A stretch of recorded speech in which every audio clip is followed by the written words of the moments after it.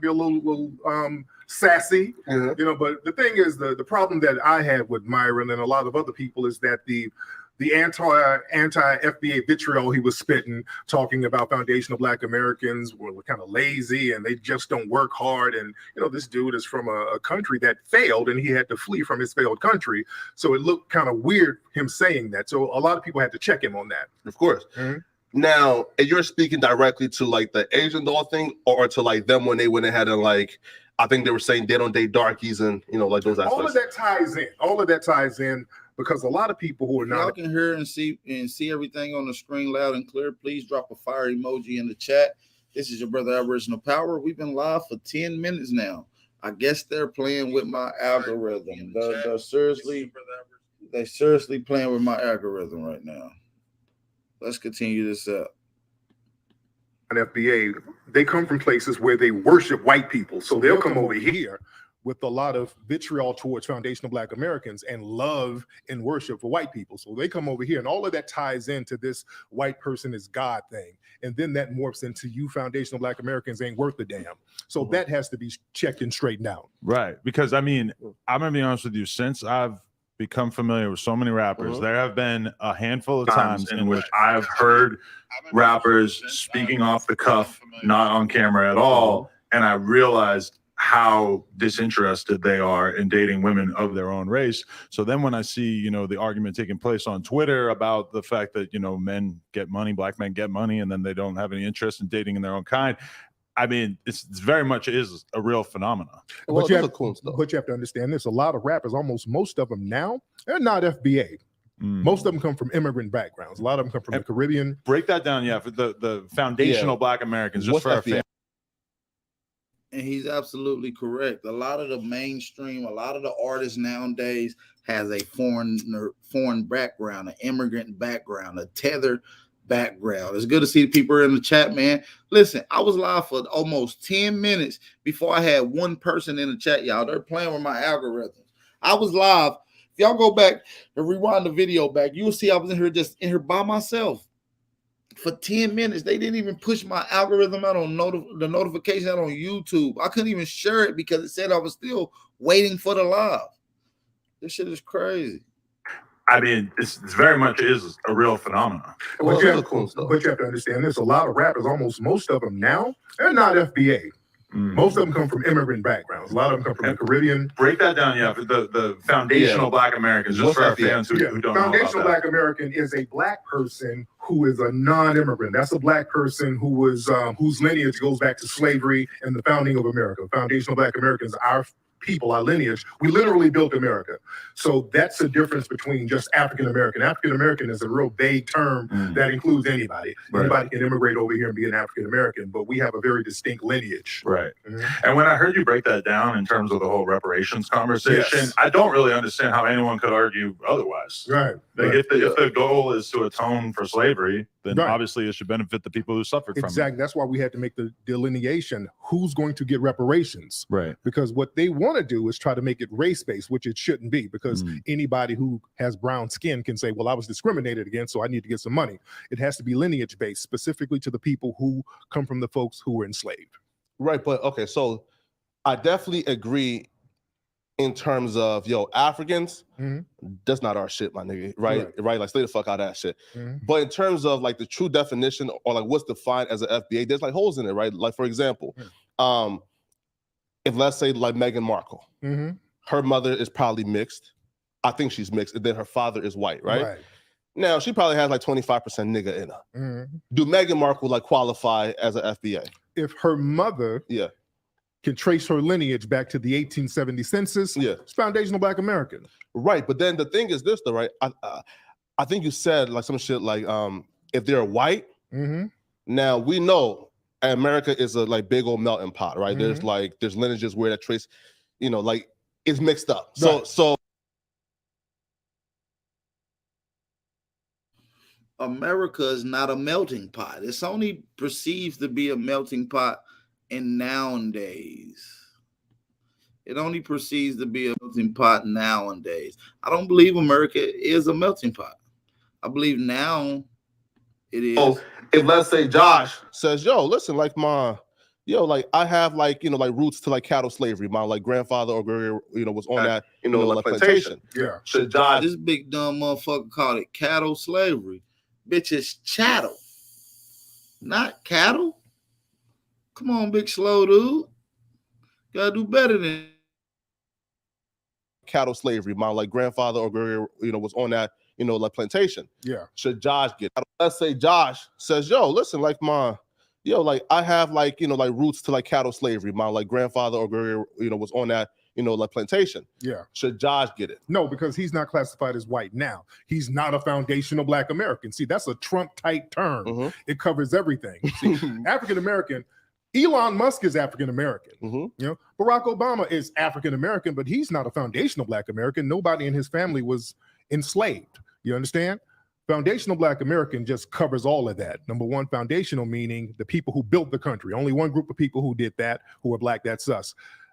Black, us, we're still Black. Yeah. We're still classified as Black and American. That ties us to the land, of this land specifically.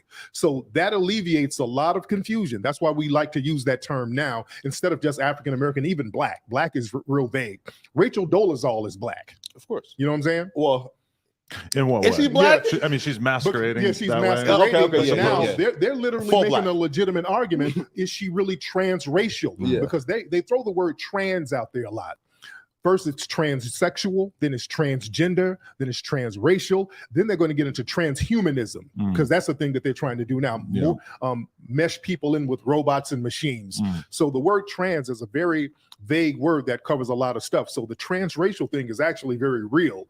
We kind of take it as a joke, but these people will have folks creating laws saying, well, I'm now classified as Black because there's a reparations claim and I feel Black, so I want to be Black now.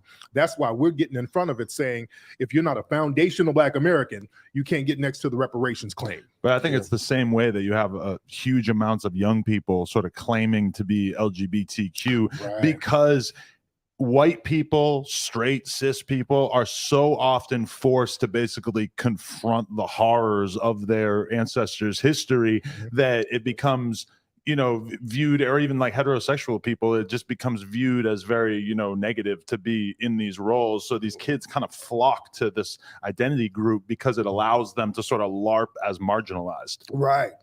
And they get a lot of money doing that too. That's why they have to latch the LGBT thing onto Black people. They always start talking about things like Stonewall. That's supposed to be their civil rights movement for the LGBT community. But Stonewall, there's been a lot of lies about it. That was a situation in New York where some Black LGBT people got beat up and they fought the police back, and they made it seem like the police was attacking them because they were LGBT, which wasn't the case. There were a lot of LGBT clubs in New York at the time, so that wasn't the case. Even the guy, what was the guy who got killed? Was it Shepard? Matthew Shepard. Yeah. They tried to make that seem like a homophobic attack, but it wasn't. It was a drug deal going bad with a guy who he had a sexual relationship in the past with. So they had to make that into a homophobic situation in order to make it a hate crime.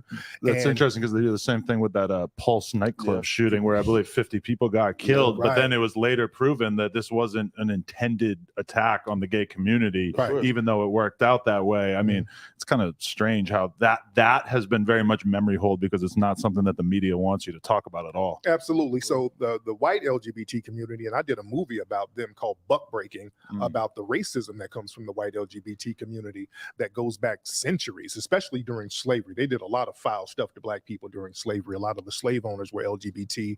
Lord Cornbury was a governor in, I think, New Jersey, who was the one, I think in the 1600s, who helped expand slavery in the Americas. You had people like J. Edgar Hoover, who was LGBT. He decimated the Black community. So the white LGBT community, they've been just as racist as the straight community. You know? Of course. And then you look at something like, remember the pink vagina hats? Yeah. That I think that kind of like universally upset, you know, feminists of color and whatnot, because it was just like a window into how petty and silly the complaints of a lot of women who are claiming to be in a marginalized group or gay people or whatever really are. In that and situation. Even now, you know, with the whole monkeypox thing that's going on, and that's really targeting the gay community. I just saw in New York the monkeypox treatments are going to the white LGBT people, and the black people who they say are being affected the most are not getting the treatment. They're being denied the treatment of that. So the racism still goes on with that. I have a question that I really want to ask Tariq this. So Flacco, since he is God here, and he's very much somebody who's not from the streets, he's never been part of a gang or anything like that. But there are a bunch of people on this channel who, you know, come from that kind of background in LA, and Flacco's gotten a lot of heat because he's been willing to say such offensive things as, you know, it is wrong to murder a defenseless 16-year-old boy or whatever. Like he's taken this anti-gangbanging stance and said some things that I thought were sort of off color. But how do you feel about that? Because it sometimes feels like in the rap game, there's a lot of bullshit that gets tolerated because people just want to, you know, respect our icons and music or whatever. Well, you know, a lot of stuff that's said in rap or by rappers, that's promoted by white record labels. So they get incentivized to say some real bogus, outrageous shit. The streets don't like that. Let's be clear. The streets don't like no 16-year-old getting killed. That makes the block hot. It messes up everybody's money. That's not good business, killing no teenager, no kids at all. Most of these rappers ain't really from no damn streets. These niggas is corny.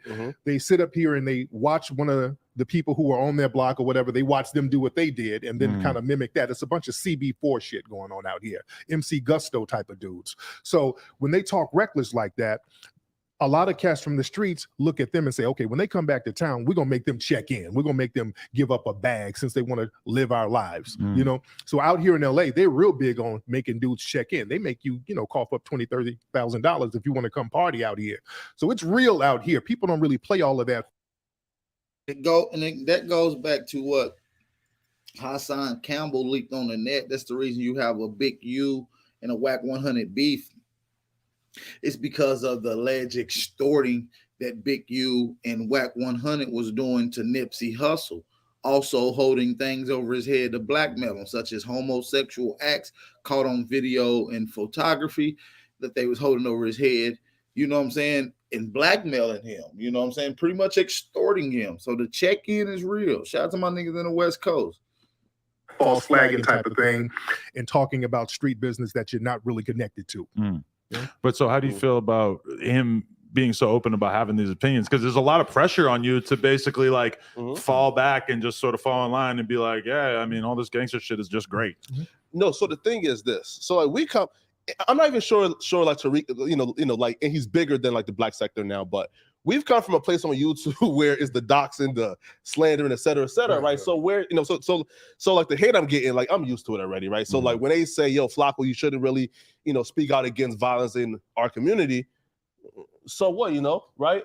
I'm still gonna do it, man. But back to reparations though, right? So what is the, I guess, like solution? How do these white motherfuckers make it right?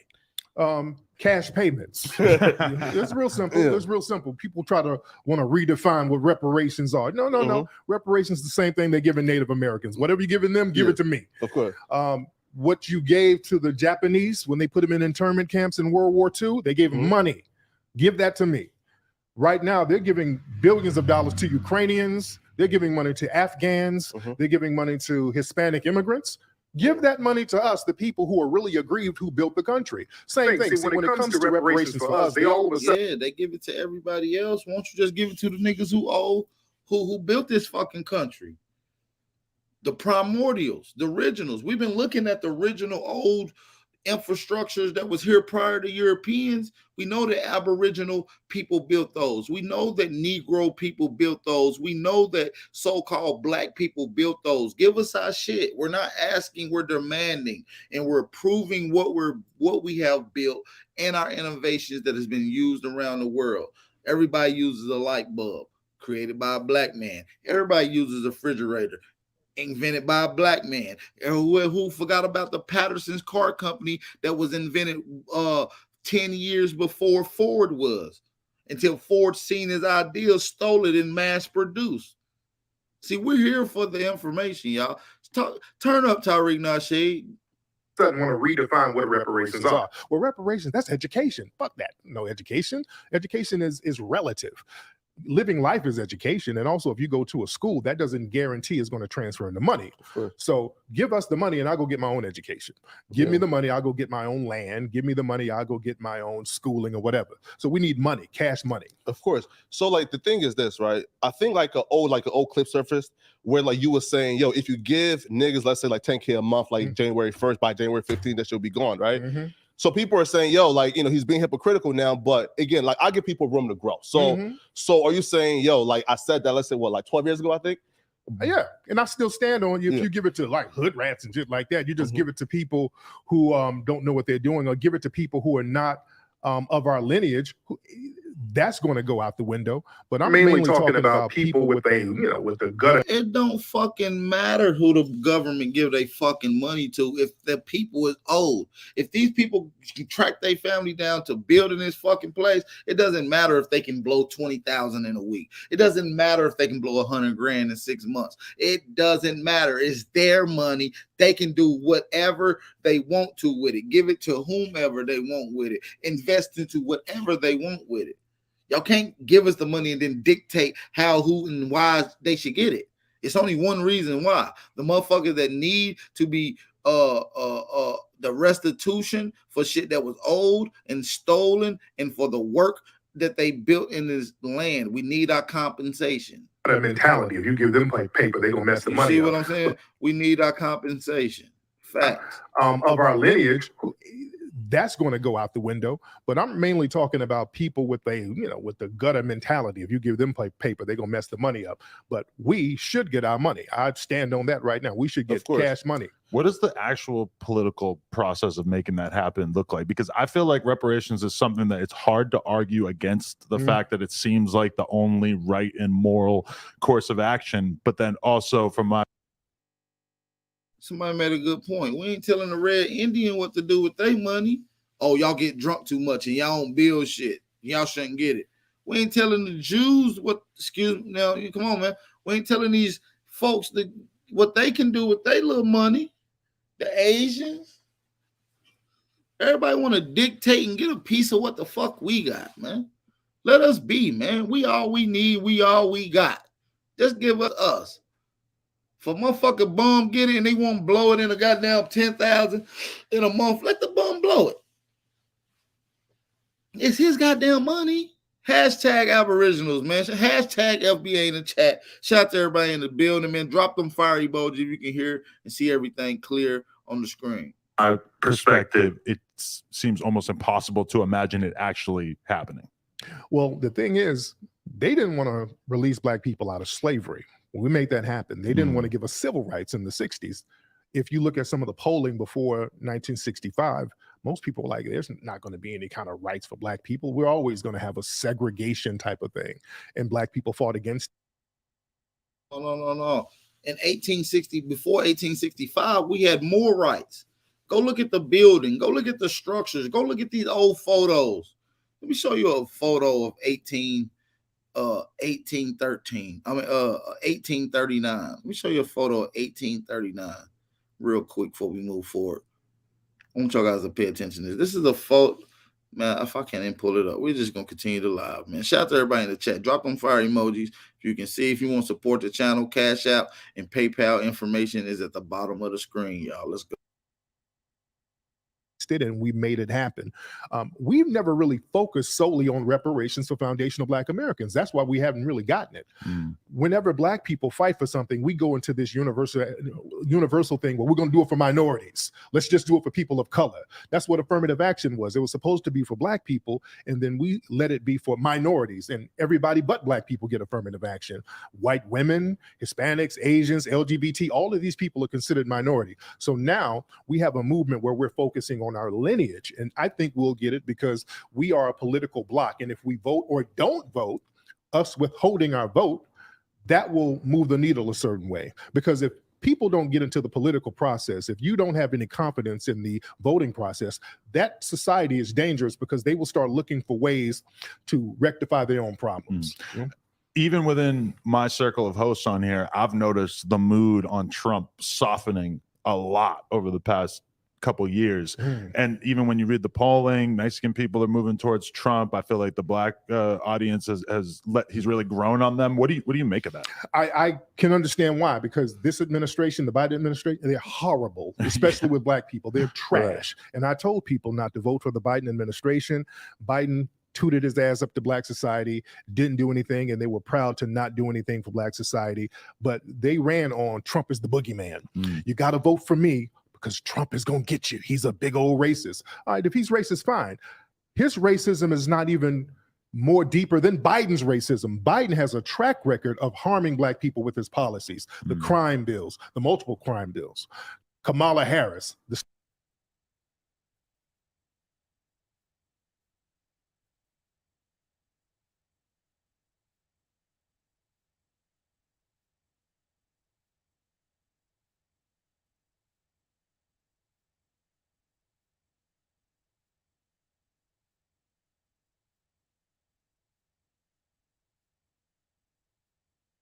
Biden is a freaking creep.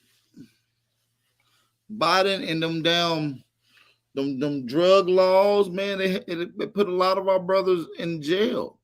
A lot of our brothers are in jail right now, doing life, doing 25, doing 500 months for non-violent offenses.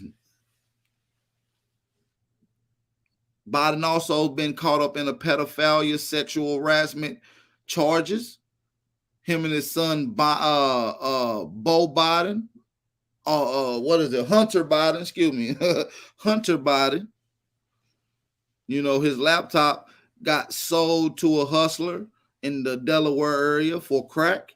That hustler sold that damn laptop to a pawn shop. The pawn shop went through to delete files off of it and found out it was Biden's computer. And that's how the information got released about his sexual predator shit, his inquiries and receipts to Pizzagate and everything else, man. Let's continue the live stream. Drop them fire emojis in the chat. Support the channel, man. Support the channel. Stuff she did out here to black people in California was horrible. And it's fine. His racism is not even more deeper than Biden's racism. Biden has a track record of harming black people with his policies, the crime bills, the multiple crime bills. Kamala Harris, the stuff she did out here to black people in California was horrible. And I always point out, they try to make Trump the boogeyman. Trump didn't put any policies together that harm black people. I'm not even a fan of Trump, but Trump did not put a policy out. As a matter of fact, Trump was releasing a lot of the brothers that Biden locked up and getting them out of jail. He was getting these brothers out of jail. Shout out to Kodak Black. Thank Biden for that. Them stimulus, the reason niggas was feeling good a couple years ago, kept getting them checks. PPP loans. Lower prescription rating.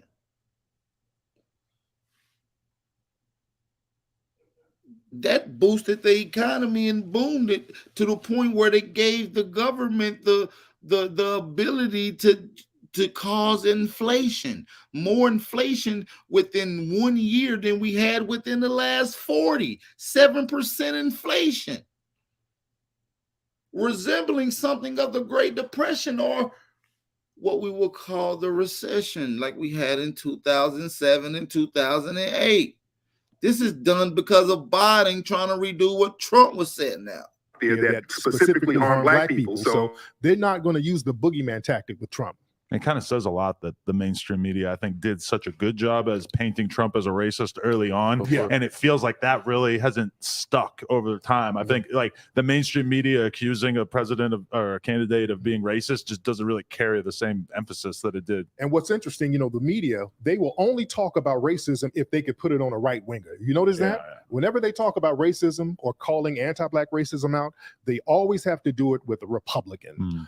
You had people like Ed Buck, who had dead black men coming out of his house multiple times. The white media never referred to him as a racist. Big time political donor. Right, big time Democrat donor.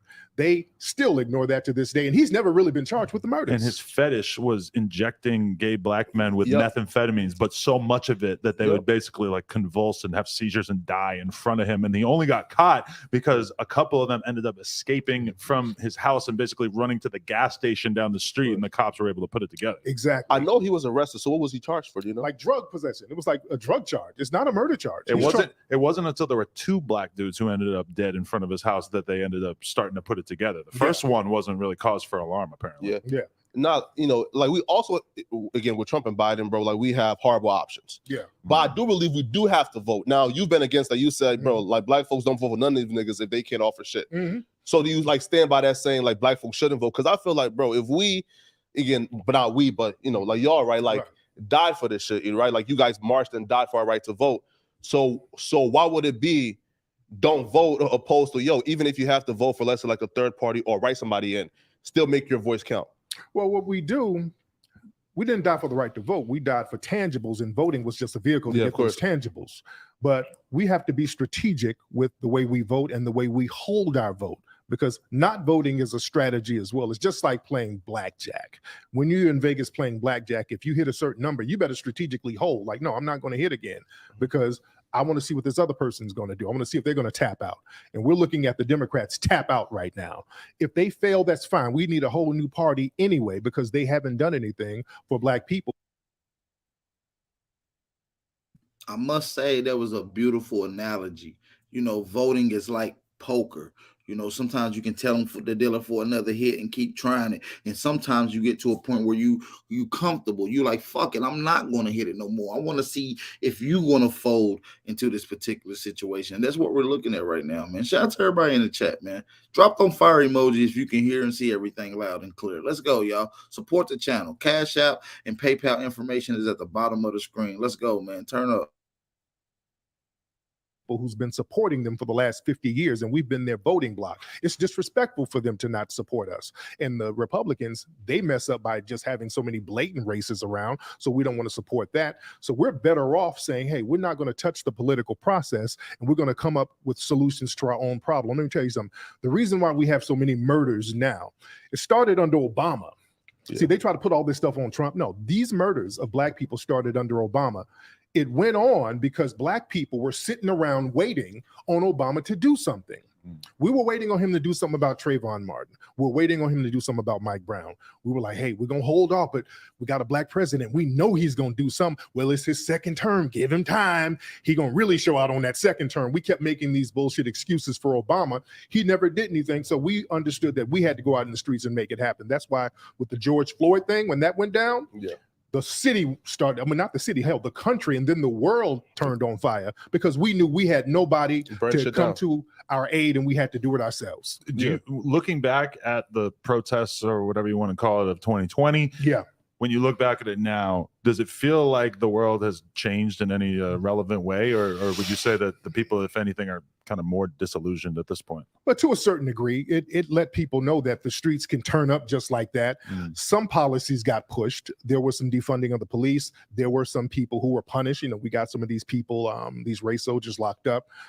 So there was some change, but it has to be consistent. You know, even after the protests, after the riots, after the fighting, we still have to be consistent. What happens with us a lot of times, we get a victory, then we get out in the street and we want to party for the next 5 damn years. So we got to stay focused on making sure that the people who harm us are punished. We got to make sure that the people who run for office are going to work for our best interest. You know? But Tariq, but that's it though, right? So how do we represent, I guess, the change that we, like for example, if we don't vote and we rely on Adam, Joshua, right? And other, okay, so if you're saying like black folks don't vote at all, then the white folks, you know, who probably won't have our best interest at heart, right? Or, you know, like white folks who have, let's say, you know, like a different agenda, then we have to live in a country currently that's like ran on, you know, like whatever policy they're voting for. So how do we still represent change without voting? Because we have to start looking to each other. Asian people don't vote a lot at all. They're the least amount of people who vote. They vote the least, but they got all types of hate crime bills for them. They got all types of money allocated towards them because they work with each other as a group. And it's not the political process, it's their cohesion as a group. They know who they are. They're going to be codified with each other. They're going to have an economic base among each other. And that's how they can get stuff done. We're trying to do the same thing as Foundation of Black Americans. Yeah. So speaking of the Asian crime bill, yeah, like, were you shocked when Joe Biden came into office, promised us, he promised us everything, my dog. Yeah. And then the first shit he got in office, and he did an Asian crime bill and nothing for Black folks. Were you shocked when that happened? Not really, because I know Biden has been an anti-Black racist for years.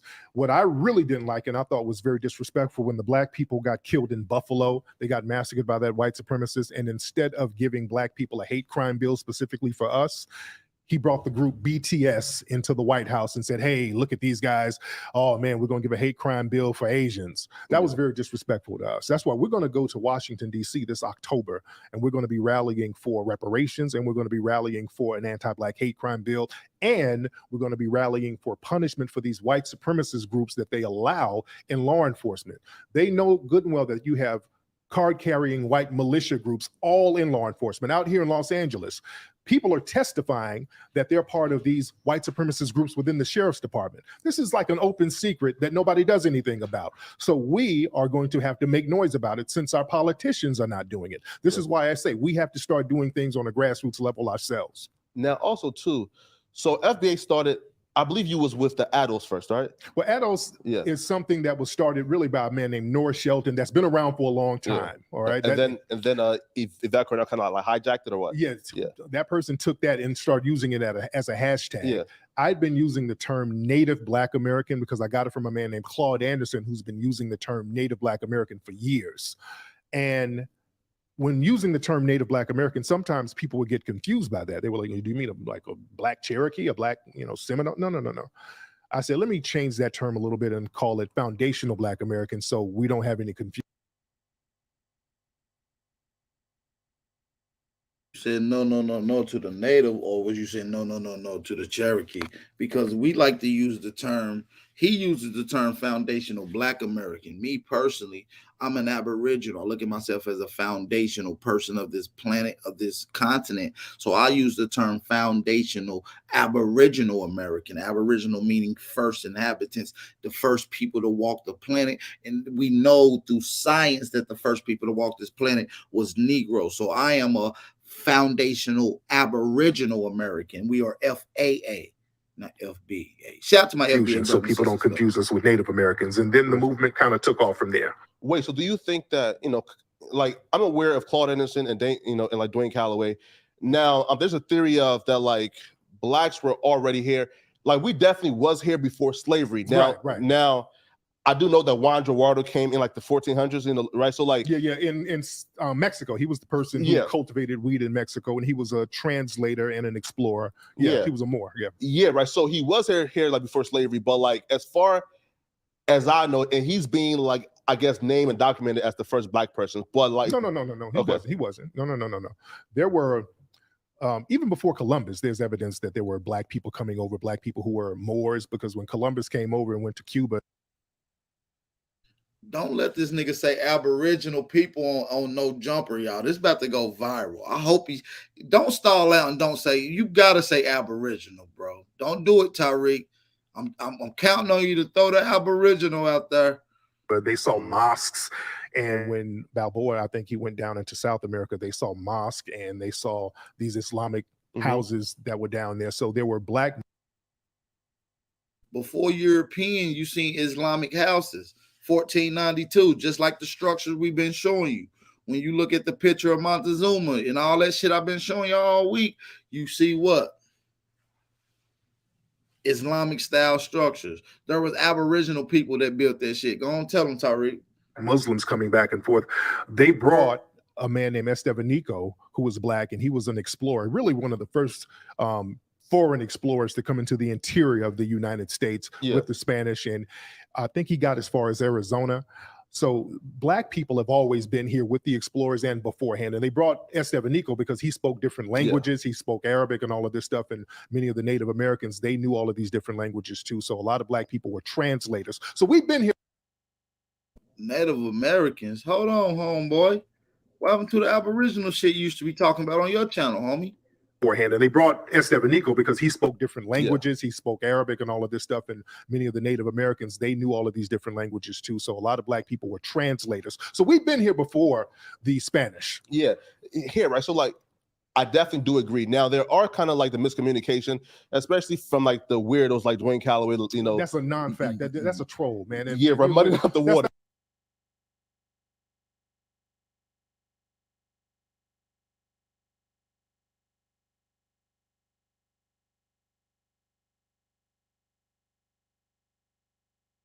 Yeah, right. So like, I definitely do agree. Now there are kind of like the miscommunication, especially from like the weirdos like Dwayne Calloway. You know, that's a non-fact. That's a troll, man. And yeah, right, muddying up the water. That's a troll. Yeah, you know what I'm saying? right? That's somebody who just says shit just to be saying it to sell books, and you know, that's a troll. So we shouldn't mix troll shit up with real scholarly information. Yeah, we can't mix this troll shit up with the scholarly information, man. That's why Big Al here, man. Shout out to all the American Aborigines in the FBA, man. I'm here to bridge the gap, man. I'm the Aboriginal scientist, man. The Big Bap, the professor, man. It's Professor Bap, man. And I'm here to tell you on the voice of the Aborigines, man. And we locking in, man. We don't.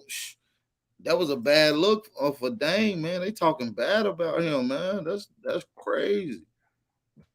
Miscommunication, especially from like a lot of black people were translators. So we've been here before the Spanish. Yeah, here, right? So like, I definitely do agree. Now there are kind of like the miscommunication, especially from like the weirdos like Dwayne Calloway. You know, that's a non-fact. That's a troll, man. And yeah, right, muddying up the water. That's a troll. Yeah, you know right? That's somebody who just says shit just to be saying it to sell books, and you know, that's a troll. So we should mix troll shit up with real scholarly information. So Dwayne Calloway, hey man, make sure y'all hit that like button, man. Make sure y'all thumb up the video. Cash App, PayPal information is at the bottom of the screen, man. This that Tariq Nasheed No Jumper interview, man. Reaction by Big Al Power. Let's go. It's a troll. So we should mix troll shit up with real scholarly information. So Dwayne Calloway is the Negro who claims that fucking Harriet Tubman never existed. Yeah, he's a fucking clown, right? That's clown shit. Yeah. Now, but clowns like that are muddying up the water. So like, what's like? I really want to hear what No Jumper think about these niggas talking about this fat boy and don't believe in No Jumper. Shout out to Dane Calloway, by the way. There's no hate with me and Dane. I have no issue with Dane. We had our issues in the past. There's no issues. Shout out to Dane, man. Shout out to Tariq Nasheed, man. Keep doing what you're doing too, brother. Sell books, and you know, that's a troll. So we should mix troll shit up with real scholarly information. So Dwayne Calloway is the Negro and who claims that fucking Harriet Tubman never existed. Yeah, he's a fucking clown, yeah, right? That's clown shit. Yeah. Now, but clowns like that are muddying up the water. So like, what's like so? In terms of like the percentage of African Americans who were already here versus those who got brought here, you know, like from Africa, like what's the percentage? Would you say? I think there's a high percentage because it's kind of hard to tell. Yeah. But we do know around 3 to 6% of the people brought over from Africa actually came here. That's a very small percentage. Yeah. But a lot of the people here were already Black Aboriginal people. Even when the explorers came over here, they described them. They're like, there you go. Boom. Somebody dropped the bomb. There was already what here? Boom. Black Aboriginal people here. Aboriginal people here, man. Already Aboriginal people here. Fuck out of here. Talk that shit, man. No Jumper. Hope you take a note, cuz. Actually came here. That's a very small percentage. Yeah. But a lot of the people here were already Black Aboriginal people. Even when the explorers came over here, they described them. They're like, these look like the same people from Ethiopia. There's a reason why they call them Indians, because they look like the dark-skinned people of India. Yeah. You know, so there were a lot of black-skinned people here, and they just enslaved them where they were. And then when the African people were brought over, they just kind of mixed everybody together and said Negro because they wanted to erase everybody's lineage. No, Tariq, they call the Aboriginal people Negroes, and then they just start calling you Africans and Negroes, and then people start making the word Negro synonymous with Africans. So as they see historical documents, they'll rephrase it in a new revised version, but add in African, even though it said Negro. They're not talking about Africans, man. Flat out. No Jumper. Come holler at your boy if you want that drop on your channel, baby boy. If you want that real drop, big boy on the channel, come or whoever this big dude is. Tell him come holler at Big Al, man. So that people wouldn't escape, so that the treaties that they had with other Indian tribes, they wouldn't escape to those tribes. So they would get these people, especially the children, and completely erase their background. In fact, the first treaty the United States had was a treaty with Morocco, 1793, I think. Morocco was the first country to recognize the United States as an independent. 1790. The first treaty the United States had was a treaty with Morocco, 1793, I think. Morocco was the first country to recognize the United States as an independent nation. And the Black Moroccans had a deal with the U.S. that the U.S. can go over there and trade in the Mediterranean Sea, but the Moroccans would not interfere with the slave ships. They would not interfere with any of their trade. And if a Moroccan happened to be captured over here, they had to be let go, you know? Mm-hmm. So they didn't want to do that in the U.S. So they would just erase a person's background and not tell them, hey. I just want to let y'all know how far this information goes. This is a no jumper platform. This does hip hop around the world. Most of the live topics, a lot of people come to this platform.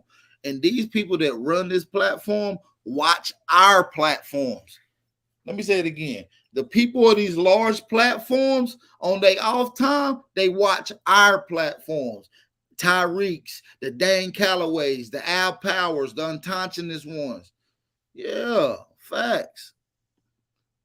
Hey, this person is from Morocco. You put him on a plantation somewhere, nobody knows where he's from. So they made a real big deal about erasing our background. Of course. You see, like, that's where I guess, like, we defer, right? Because I definitely do understand. Mm-hmm. Here's how to form an LLC online for free.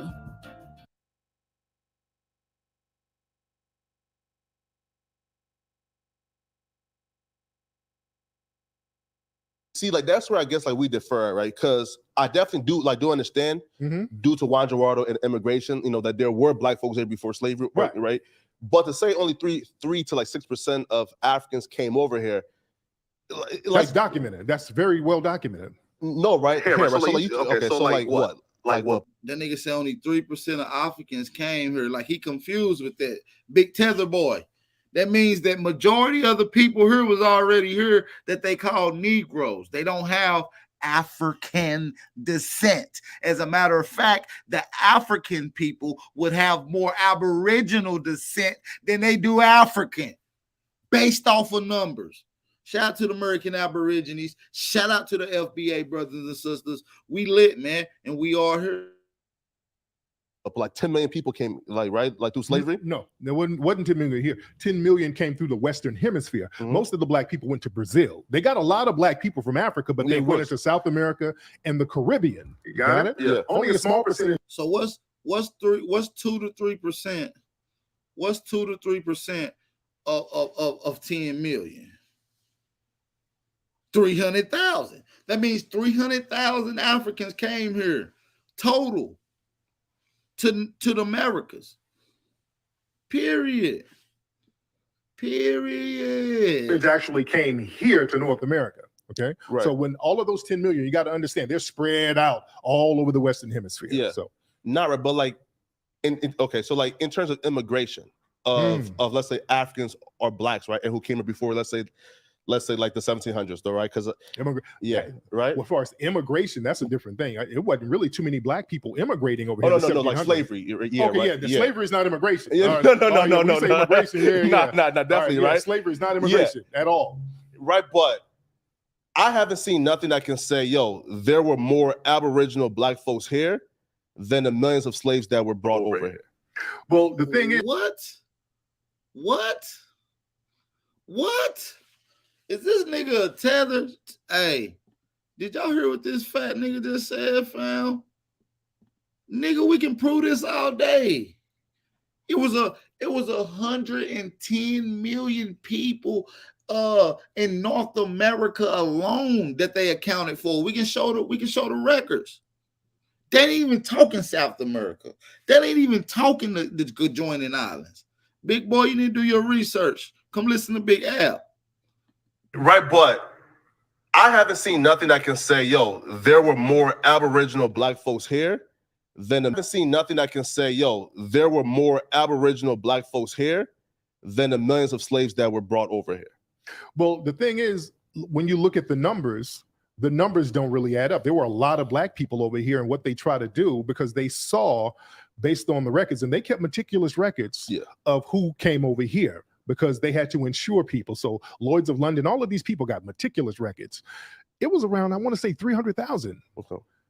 And then you see all of these millions of black people, and people, how did that number jump up so much? They try to say, well, it was slave. The reason that number jumped up so much is because when they brought the 300,000 Africans in and start classifying them as Negroes, they was also capturing Aboriginal people and calling them Negroes. That's how the number spiked up to millions. 20 to 12 million Africans or Negroes, because the 12 to 11 million of them was Aboriginals. Facts, Big Flacco. It was around, I want to say 300,000. Okay.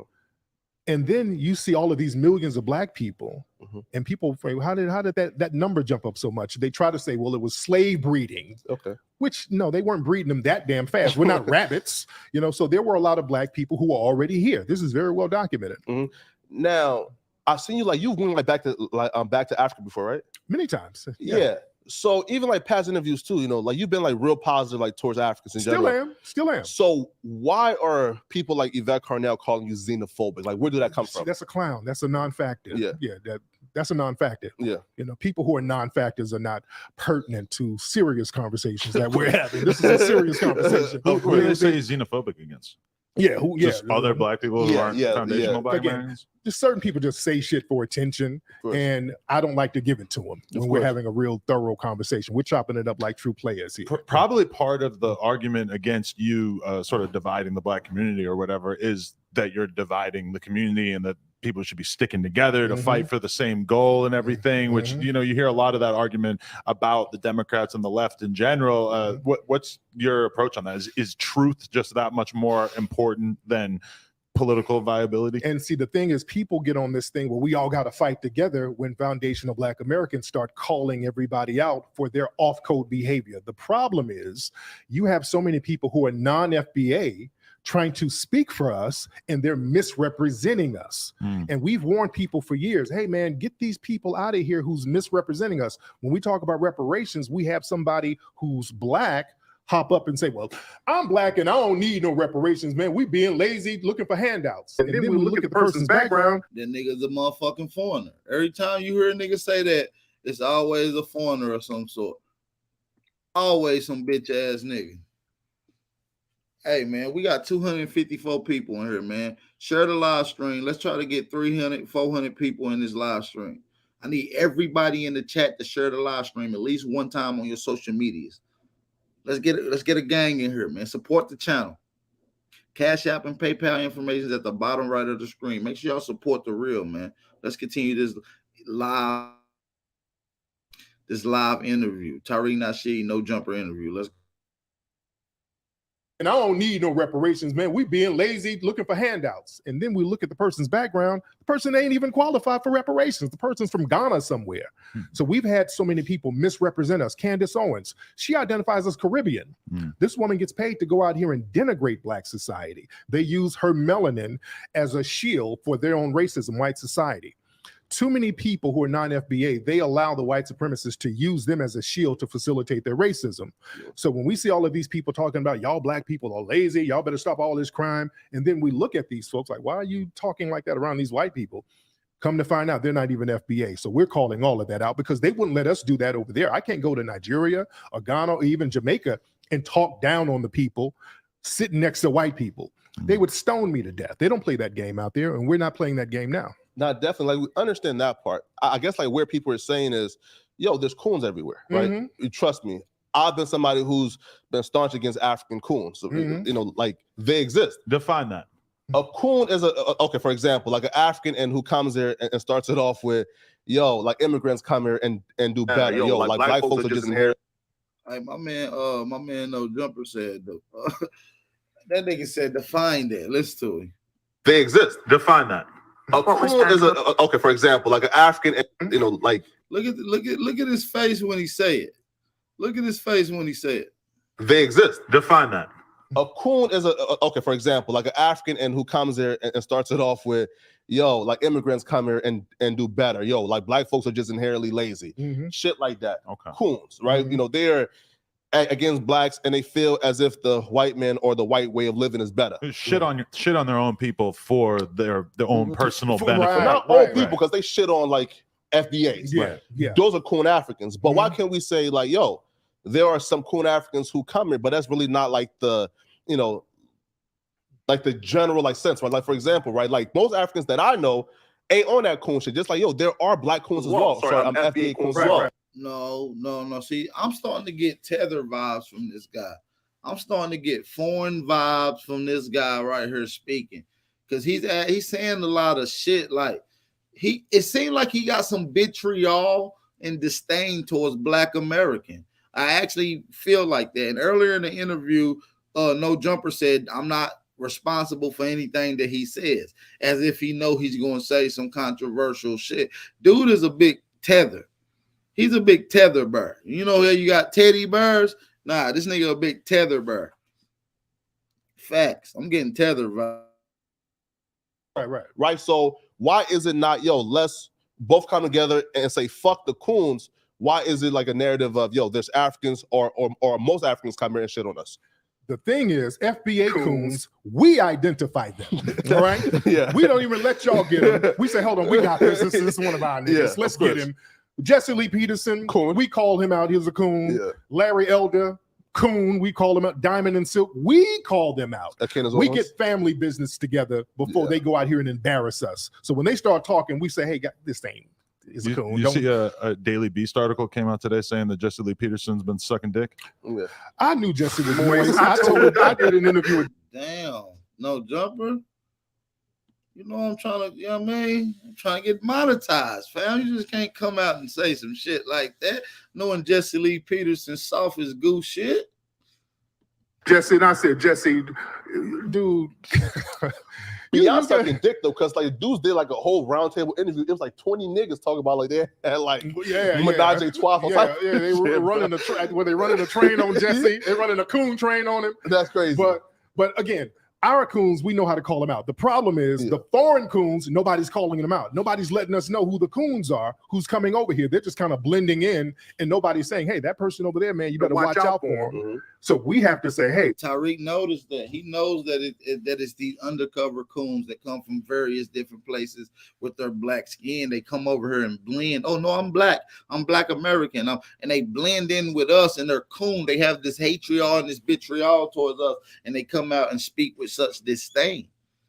Drop them fire emojis in the chat if you can hear me loud. Hey, we're gonna have to start screening for the coons, and there might be some collateral damage in that, but that's needed because nobody else is doing the job. Of course. So speaking of coons, if you had to name one name, who's the biggest coon right now in 2022? Oh man, it's an Olympics right now. Man, you got so many gold medals. Coon Olympics. It's a coon Olympics. You know, we had a coon train award. We had a whole award show a couple of years ago. Yeah, where we were giving coons awards. This nigga said it's a coon Olympics. It's a coon Olympics.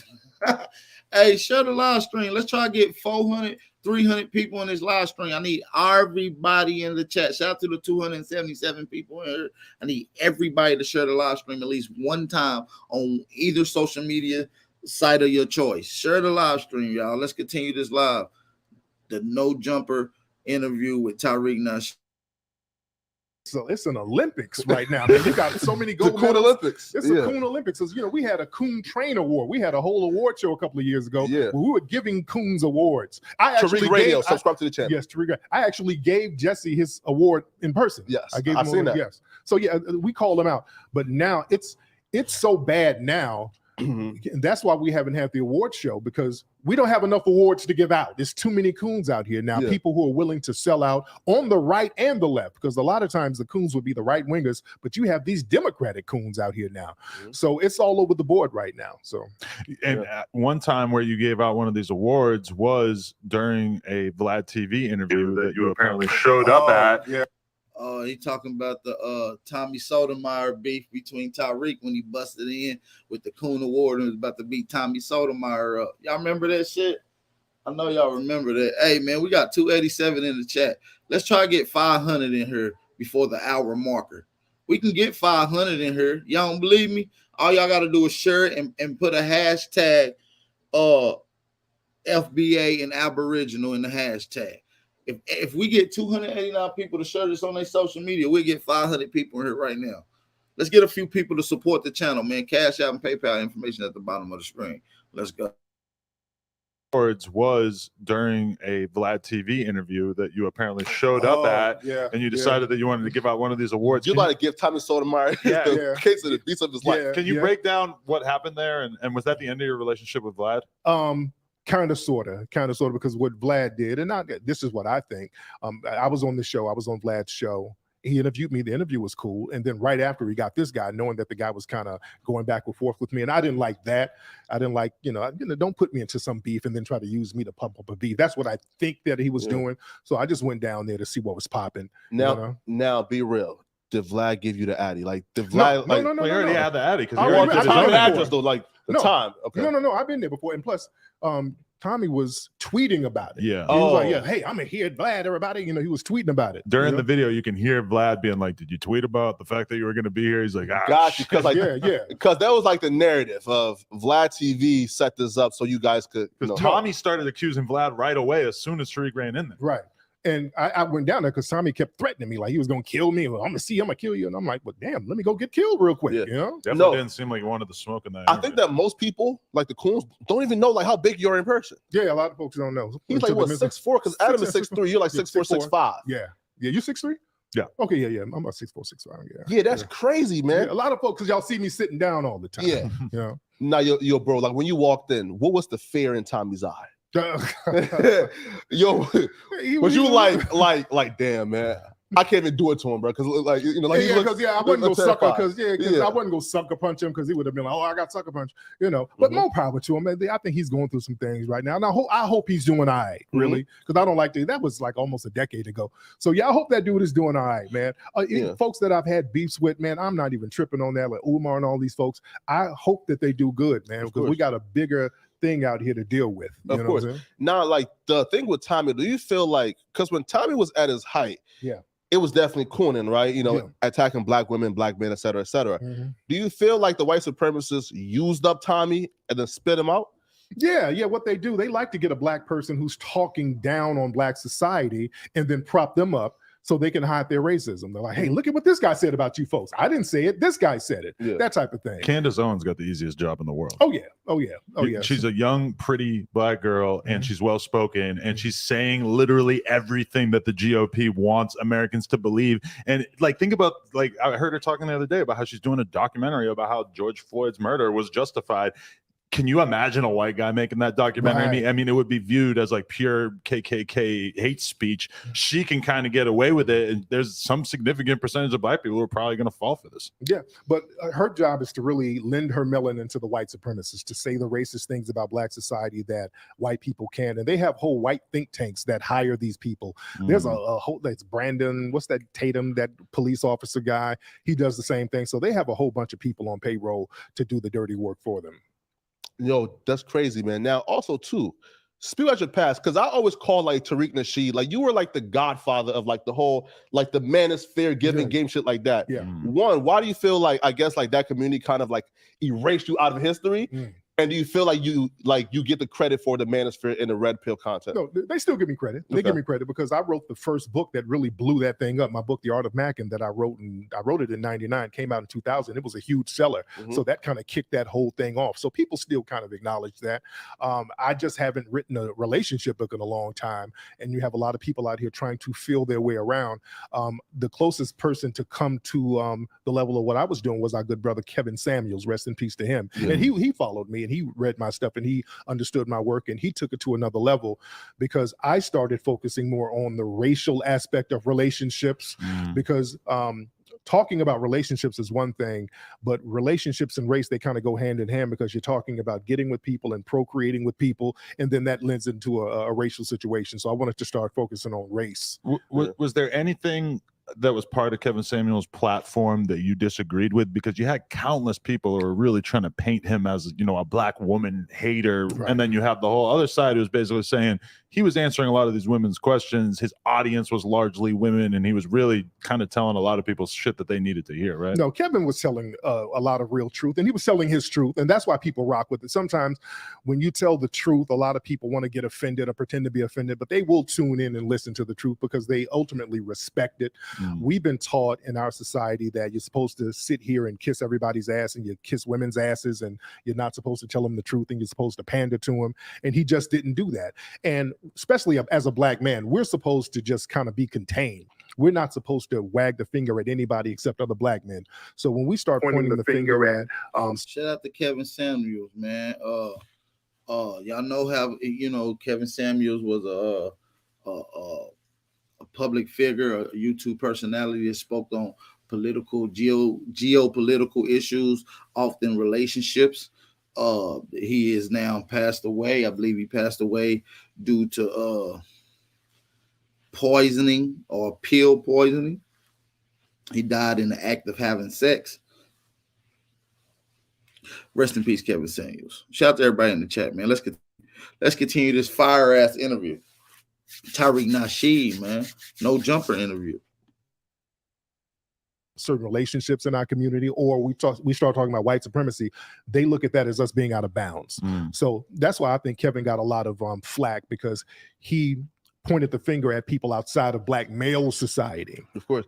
Now, speaking of Kevin Samuels, now, do you feel like the black family structure is the strongest it's ever been, or do you feel like it's declining? No, it's not the strongest it's ever been, because we've had too many people infiltrate our family relationships, man. During the feminist movement in the 60s, that was I noticed that when he say something, he always talk about infiltration or tethers or foreigners. When big dude right here asked us, I forget his name. When big dude asked the question, I think Tariq know this nigga's an African tether. You see what I'm saying? Dude be trying to act so American. Look at him. Green shorts, hoodies, you know, he trying to act so black American, but he's not, man. He's not. Big factor that undermined us.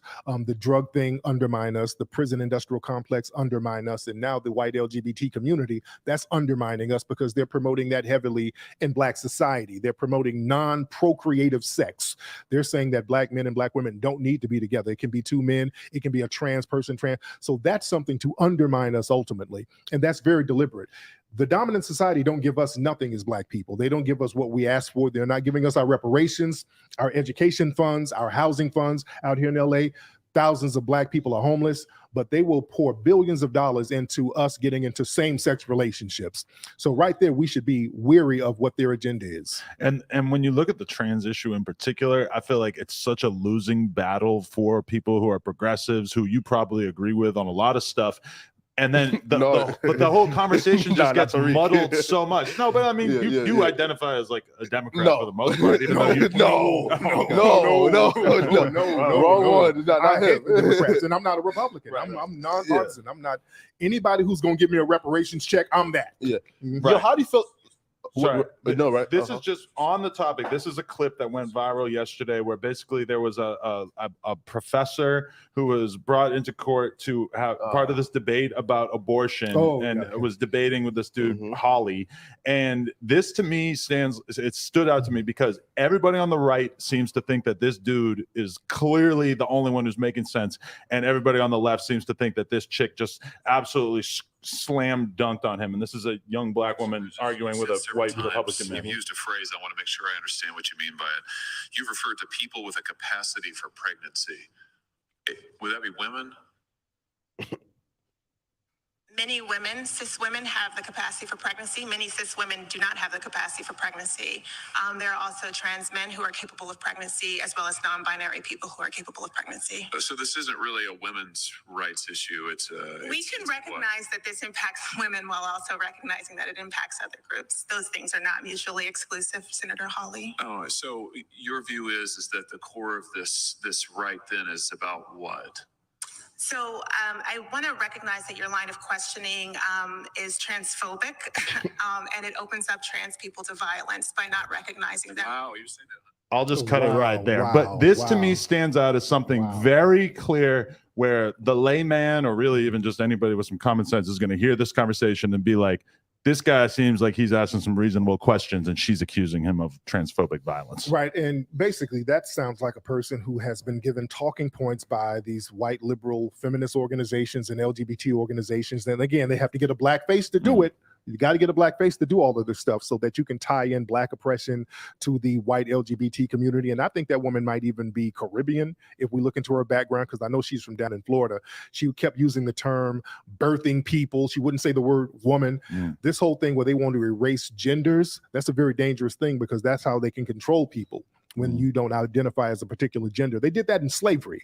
In slavery, they erased our genders. They would put black boys in dresses and they would work the women like men. Sojourner Truth had a very famous speech saying, "Ain't I a woman? Y'all work me like a man. Damn, ain't I a woman like these white feminists?" So this whole thing of ungendering people, especially us, that's a slave tactic, and they still do it now. Yo, and you even feel like, so the first feminist rally happened at Seneca Falls. Black women couldn't be a part of it, couldn't vote, couldn't do shit. Yeah. So why do you think that our sisters are now adopting the feminist philosophy when feminism started and they were excluded from it? A lot of our FBA sisters are not doing that. Let's be very clear. A few of them did in the 60s. Even before the first wave, they tried. A lot of our indigenous black women, our Aboriginal women, our FBA women, most black American that doesn't have foreign and immigrant background does not get with this feminist movement. This is a foreign concept, and it's always been a foreign concept. And it was beat upon the melanated women across the globe who dominate and submit to white supremacy. Our people never submitted to anything. We always fought and been rebellion. And our women love to be side by side the men, because that makes the household stronger. It makes our bond stronger. It makes our future, the way we mold the youth, to be stronger. You understand me? Our women is not like that. Shout out to all the empresses in the chat. Can I get everybody in the chat to drop a fire emoji or a heart for all the empresses that's watching this live stream? We got 352 people in here. Shout out to all the American Aborigines and FBA brothers and sisters in here. Let's continue the Tariq Nasheed No Jumper interview. Let's go. Tried to get Ida B. Wells and all of these people to be down with the white feminist movement, and Ida B. Wells wasn't rocking with them. So anytime they say Ida B. Wells was a feminist, that's just really not true. She called them out because of their racism. Susan B. Anthony, Elizabeth Canton, all of these people, they were hardcore white supremacist women. Hey, let's try to get 400 people in here, man. The only way I'm gonna get 400 people in this live stream, unless we get 349 people of my people to share the live stream. We got 350 people in here. Let's get everybody in the live stream to share at least 2 more times on 2 social media websites, and let's drop a fire emoji in the chat after you share the live stream. Share the live stream. Let's get 400 people in here. Let's go, y'all. Shout out to everybody in the chat. Wave, they tried to get Ida B. Wells and all of these people to be down with the white feminist movement, and Ida B. Wells wasn't rocking with them. So anytime they say Ida B. Wells was a feminist, that's just really not true. She called them out because of their racism. Susan B. Anthony, Elizabeth Canton, all of these people, they were hardcore white supremacist women. They hated black people. And even the feminists in the 60s, they had that same hatred for black men too. You look at feminist lawyers today, Gloria Allred, her whole roster is going after black men, using these racist ass techniques and strategies going after brothers. A lot of FBA sisters don't rock with these white feminists because they have a history knowing that these white women can't stand them. A lot of foreign women, if you look, especially with the Black Lives Matter people and all of those folks clicked in with these white feminists, these aren't FBA women. They come from they ain't. I'm calling them out. These are not they ain't FBA. Yeah. And they go along with that line. Tarana Burke and all of these Me Too people, they're not FBA folks. So they go along with that program because they understand those white women are trying to undermine foundational Black American society, and a lot of these non-FBA folks are down with that program. One quick question. When you saw Dr. Umar in the mall, did you think did your mind go to he's probably just buying incense, or did your mind go to aha, he's getting some snow bunny put? Dr. Umar in the mall, did you think did your mind go to that nigga said, did he think that he was getting some snow bunny coochie? He's probably just buying incense, or did your mind go to aha, He's getting some snow bunny pussy. Yeah. I said, I know Umar ain't doing that. My mind went to giving him the benefit of the doubt. I would like to just note that. I didn't know, but I thought it was funny. Just the visuals was funny. It was the funny visual, but he cleared it up. So that's good. No, but here's why I don't agree with that, right? Because feminism was here before. Again, like you guys like fought to have like black immigrants come here, right? So yes, we did. Yeah, right. So I do give y'all credit for that, right? Because again, without FBA, we wouldn't be here. Because you guys march and say, "Yo, bring our black brothers over here," right? Yeah. Without FBA, none of you immigrants would be here, including black, white, light skin, yellow, retarded, big, small, all. You know what I'm saying? All immigrants come over here because black people jumped on a board to push the immigration laws. Okay, shout out to you guys, but we fucked up with that one, low key. Right, so so thank you for that. But also too, feminism existed before we even got here, right? So in the white community, nah, come on now, there wasn't no feminism in the black community like that. How? In what? The 50s, 60s? In the black community? Go ahead and beat him up, Tariq. Go and beat this big black tether the fuck up, man. Go and beat this tether burr up. Dude with the lime green pants he's an African, man. He's a tether burr. He can't speak on black American issues. He is a tether burr. Nobody fucks with him. Niggas like teddy bears, not tether bears. Sisters were definitely feminist. How so? You better in the white community. Nah, come on. March and say, "Yo, bring our black brothers over here," right? Right. So so thank you for that. But also too, feminism existed before we even got here, right? So in the white community. Nah, come on now. There wasn't no feminism in the black community like that. How? In what? The 50s, 60s? In the black community? Our sisters were definitely feminist. How so? You better get it. No, right? No, right? No, listen. Again, especially in the 50s and 60s, right? It was definitely a woman empowerment thing. And they definitely were rocking with feminism back then. Not in black society. Here, right? So you're saying that in the 50s, again, in the 50s and 60s, that black women weren't feminists at all. Did you see footage of the 50s and 60s, black women getting hosed down with water hoses and dogs sicked on them? What privilege of feminism did they have? It was black men and women getting attacked together in the 1960s. There was no privilege or benefits. Sisters weren't dumb thinking, okay, well, damn it, they doing this to me because I'm a woman. No, they knew what it was. We were riding with each other heavy in the 50s and 60s. After 65, the Civil Rights Act passed, they really started pushing feminism heavy in the black community in the 70s. And there was kind of a wave with that with black women. But that tied into the LGBT movement too, because the free love and the free sex hippie thing popped off. So they started saying, hey, come on, sisters, we'll lick you up and we'll hug on you and we'll have all of this interracial sex and you can be a feminist and we're all girl power. So that thing lasted for a quick minute. And then we got a wake-up call, later in the 70s, seeing that, hey, this feminist thing ain't working for black society. No, Harris, so like you're definitely correct when you says feminism in the 50s and 60s weren't really benefiting them, right? Why? Because again, like the white women were cool and chilling in the crib while black women were outside getting the hose down. Right. But that ideology was still around. Again, even in the 70s, right? It was still the 50s, there. There was no feminism in black society in the 50s. All right. Yeah, right, cool. So, like, and how about this? Let's say 1970s, right? Okay, right. It was still prevalent. At that time, we were here, but like we weren't here in droves and numbers as you see now. Yeah. The feminist thing in black society coincided with the immigration movement. Yes, it did. Yes, it did. Okay. You can't show feminism. The feminist thing in black society coincided with the immigration movement. Yes, it did. Yes, it did. Okay. You can't show feminism before 1965 in black society. You didn't have sisters running around here talking about girl power and all that stuff when they were being segregated against. Black women were still getting lynched in the 50s. You understand? Rosa Parks had to sit on the back of the bus in the damn 50s. What feminism? We knew there was no girl power, no feminine privilege in black society. We knew that. That came in the 70s, and a lot of those people, Shirley Chisholm was one of the black women who started promoting that feminism in black society. She's non-FBA.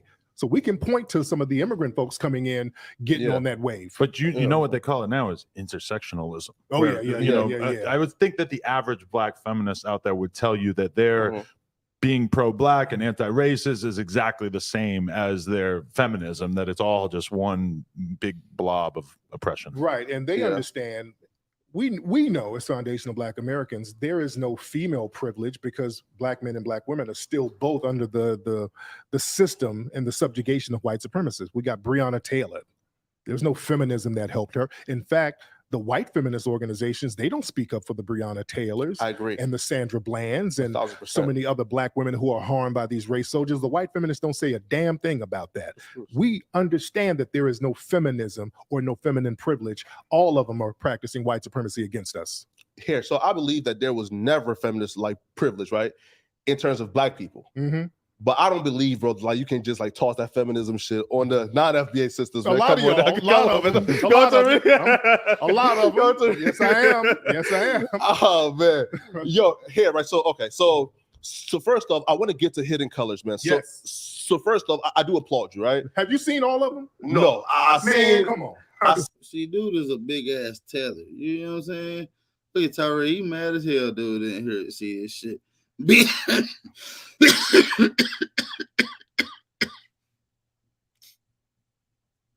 It pisses me off to see a tether constantly speaking on Black American issues. It boils my damn blood. So first off, I do applaud you, right? Have you seen all of them? No, I Man, seen. come on. I seen probably up to 3, right? Okay. I think the last one I saw, Brother Polite was in there. Was that's either 5? I think that's probably 5. 5, Yeah, right? Yeah. Right, yeah. So first off, I want to applaud you, man, because that was the first instance. The last one I seen was the one with Brother Polite. And you gonna bring up that pedophile? That's a pedophile. Brother Polite is a pedophile. You ain't never heard it here. You heard it here. Go check out on my channel. I exposed the whole life of Brother Polite. He is a fraud. Where I saw a brother get the bag and actually did what he was gonna do with the bag. Of course. Right. So first off, like what more? See, this tether bird is doing a lot of tether babbling. You feel me? Motivates you to say, yo, like we need this. You see this app right here? It's called Audible. Hey man, shout out to everybody in the chat. Can we get everybody to hit the like button real quick while we let this shit play real quick? Can we get everybody to hit the like button? Can we get everybody to hit the like button real quick? Can we get 400 likes in the building real quick? That's all I ask of you guys. Can we get 400 likes in the building real quick? Let's run these likes up real quick, man. Let's run these likes up real quick. You know what I'm saying? Run the likes up. It's going to get the algorithm pumping. Hey, I'm going to tell y'all this real quick while y'all hit the like button. I was live for the first 10 minutes of my live stream. I didn't have no people in my live stream. It was 0 people. They literally blocked my algorithms and my notifications from coming out. I've never had it where I've had 10 minutes of live stream with 0 people in the chat, 0 people watching it. That was crazy to me. So I need y'all to hit the like button because it's going to tweak the algorithms and push the channel out. Hit the like button. Let's get 400 likes in the building, you guys. And actually did what he was gonna do with the bag. Of course. Right. So first off, like what motivates you to say, yo, like we need this Hidden Colors? Yeah, I started doing the Hidden Colors at 2010. Yeah. Remember at that time, 2008, 2009, 2010, look at the movies that we had. We had The Blind Side, we had Precious, The Help, The Butler, and everybody in the Black community was like, damn, this stuff was wearing us the hell down. Everybody was like, man, we need something that shows us in a positive light. All of these movies are showing us in a subservient position here. And I said, well, hell, ain't nobody gonna do it for us. Let me get the money together and do it. I said, I want to do a documentary talking about untold Black history. At first, it was just going to be me. I was just going to do it where I'm talking about it. I said, let me step it up. Let me get some of the people that I've learned from. Dr. Francis Cress Welsing, Shahrazad Ali, James Small, Brother Kaba. So we got all of these people. We did the film. We didn't know how it was going to turn out. We put it out, became a huge seller. The series is the biggest selling Black history documentary series ever in history. Yeah, the white media don't like to give me credit for that. They always leave that out. They always refer to me as a race beta, but you know, tell about the success of the films. Of if you course. call me that. But have you noticed that I feel like the media has every reason to heap praise upon somebody like you who's out here making content like that, but because you differ from them on a few other political points, you become persona non grata, and they can't really act like you are a shining example of black art or whatever. Exactly, because there are no white heroes in my films. That's the thing. See, they'll give a black person props on a black project. You got to squeeze in a white hero, though. Just like with Django, black film, so to speak, but there was a white hero in the movie. The movie 12 Years a Slave, true story, black director. He was from the UK, though. If you look at that movie, they slipped in Brad Pitt. Brad Pitt was the hero. He got a letter to the North for Solomon so that he can get his freedom. So they snuck in a white hero. A lot of folks didn't catch that little slick shit they did. Yeah. You always got to have a white hero. The movie The Help. These black women who are maids, and it was the good, benevolent white women who said, "Okay, I'm gonna let you work on weekends. I'm not gonna work you so hard. I'm gonna treat you with dignity. Oh, thank you. You is kind. You is beautiful. All that bullshit. You know what I'm saying? We got to be groveling and grateful to white people being nice to us. Thank you, Massa. Yeah.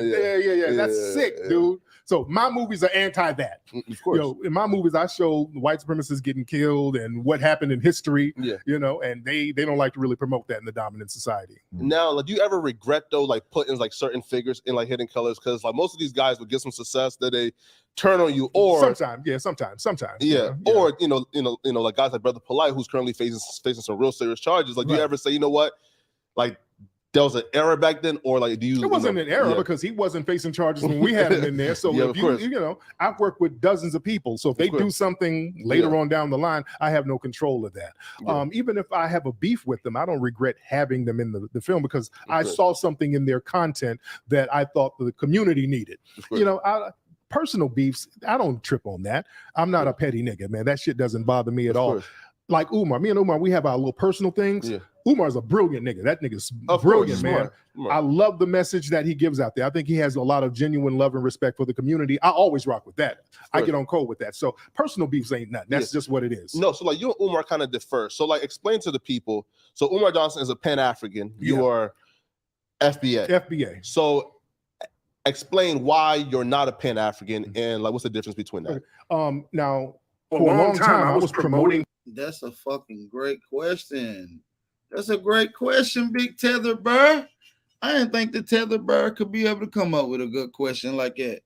You little fat Tether Burr, that's a good one. Let's listen to FBA. So explain why you're not your FBA. Explain to the people. So Umar Johnson is a Pan-African. You are FBA. So explain why you're not a Pan-African and like what's the difference between that? Now, for a long time, I was promoting Pan-Africanism. This whole thing is us as a whole global black family getting together and building something.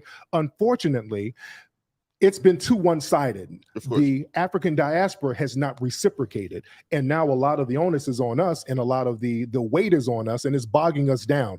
We can't have a one-sided coalition. We're asking other people from the diaspora, how come you are not reaching out, building a coalition over there? How come everybody just has to come over here and just kind of eat off of us? I've been to Africa begging for dual citizenship in certain countries and nobody's really biting, even in the Caribbean. Hey, man, why don't y'all have some dual citizenship for us? Nobody's biting. So there's not too much of an effort from the diaspora. And that's why a lot of us over here are like, okay, well, if y'all like that, we'll do us for right now. Well, here, so, you know, speaking of effort, again, like there can't be like more effort, right? Right. Now, I think it's a good question, man. I think that was a good way to answer. I actually like the answer, man. Shout out to the 425 people in here. Let's get 400 likes in here. Let me shout out to the brother Leonardo for the Cash App donation. We appreciate all the support. Shout out to Leonardo for the Cash App donation. We appreciate all the support. Make sure you get the likes up. Like, share, subscribe. If you're new to the channel, make sure you hit the subscribe button. This is your brother Aboriginal Power. If you're new to this channel, hit the subscribe button. Don't forget to hit the notification bell to get all your latest update to your live streams and notifications as well. Let's continue the live stream with Tariq Nasheed on the No Jumper platform. everybody just has to come over here and just kind of eat off of us. I've been to Africa begging for dual citizenship in certain countries, and nobody's really biting, even in the Caribbean. Hey, man, why don't y'all have some dual citizenship for us? Nobody's biting. So there's not too much of an effort from the diaspora. And that's why a lot of us over here are like, okay, well, if y'all like that, we'll do us for right now. Well, here, so, speaking of effort, again, like there can't be like more effort, right? Right. Now, when the George Floyd thing happened, I will give credit to like some African countries. I know in Liberia, they did march and protest for a couple of days for George Floyd, right? So, there is like protests going on. And yo, I will cut this motherfucker off if we don't get some likes in the building. We got 430 people in here and we got 200 likes. Come on, man. Let's at least get 350 likes in here. Let's get the likes up, y'all. Thumb up the video. It's free. It don't cost a thing. You see what I'm saying? I believe, again, don't quote me on this, but during like the whole like George Floyd thing, a few African countries, I believe, like came to like the EU or somebody, right? No, or UN, right? And says, yo, like what's going on here, right? So there were some like inquiry, and then African countries, they got to do more than that. That's some bullshit. Yeah, you going out here, we done sat up here and got our heads bashed in for you to come over here to get resources, and y'all come over here and get visas, and you get schooling that we didn't fall for. You better do more than hold up a fucking sign. You better say, hey man, let's offer dual citizenship in case y'all want to dip for a few months or whatever. You come over here and be safe, and if you want to go back, cool. That would be cool. We'll offer a little section of land for you guys over here so we can build together. For Ghana got that now though, right? Like not really. They don't have that over there. No. I believe Ghana is offering like citizenships now, they right? got a right to abode. It's not citizenship, and there's so much red tape with it. And also, you got to have a bag. In order for us to get some citizenship over there, we got to come through with $50,000, $100,000. We got to go in there with a bag, and then we got to show them all of our bank statements and all of the savings and all of the investments we have. So we got to go in there with cash in hand. So that's not a reciprocal relationship. Yeah. Now, like there's some people who would say, yo, and he was once preaching the Pan-African shit. And now I've always said, yo, listen, like me 5 years ago is a whole different person now, right? So I definitely have like different opinions now. Yeah, I can do that. Shit. Last week I ate Chipotle. Right now, I don't like Chipotle right now. I don't feel like it. So yeah, I don't feel like it. I changed my appetite this week. No, definitely here. So what year did you like make the change? No. Let's be very clear. I still rock with African folks. Let's be very clear. But right now, we're just focusing on foundational Black Americans and what we need to get as far as tangibles. That's what we're focusing on now. Now, there's cases in the UK. I was rallying for a young brother who got killed up there. I was putting my bid in for that. I'm always speaking up for any injustice that anybody's having. The stuff that was going on in the Ukraine, that wasn't cool. I spoke out against that type of stuff. So I'm gonna make sure that people are cool, but we're gonna focus on foundational Black Americans. I have a name I want to throw out there and just get your thoughts on him. Sean King. Sean King and I are very cool. We're cool. Yeah, we is he Black? He's Black. He's been so attacked by his own people. Nah, man, that Negro ain't Black, man. He's Black because white people don't like him. That's how you can tell he's not Black. You know why? White people, and I talked to Sean about this before. White people or a Black person who can pass for white people look at them as very dangerous because they can sneak in Black genes into white society undetected. So white society is very sensitive about Black people who can pass for white. That's why they had all of those one-drop laws. They're like, hey, look, any nigga with any drop of blood, don't come over here because we don't want you to sneak that one drop in. That's why they have a lot of problems with the Hispanic community because they need white numbers, but the Hispanic society, understand, many Hispanic countries around the Western Hemisphere, they were also slave colonies. So there were African people there. So a lot of them have that Black bloodline. And so they don't want them sneaking that Black bloodline into white society. It's a real interesting dynamic. But okay, so with Sean King, and his story is, he said he don't know his birth father, but his mama told him that he was Black, but the man who was on his birth certificate was a white man. Now, if he can't give us the lineage, the name of who the Black father is, and the only person who's on his birth certificate is a white man, how can we take his word? Sorry, how can we take his mama's word for it that he's white? That he's Black. Now that's where people say, yo, bro, like how can we really count Sean King as a Black man when one, he looks white, his mama is white, the man on his birth certificate is white, and then he's telling me his mama told him that his birth father was black, and we just gonna take that as Can he hit the 23andMe? as proof. Right. Well, y'all can holler at him about Yeah. that. Y'all can holler at him about that. I don't, you know, I'm not. I don't work for Ancestry.com. Come on, Flacco. Yeah, I know, right? Do I got to go to IKEA?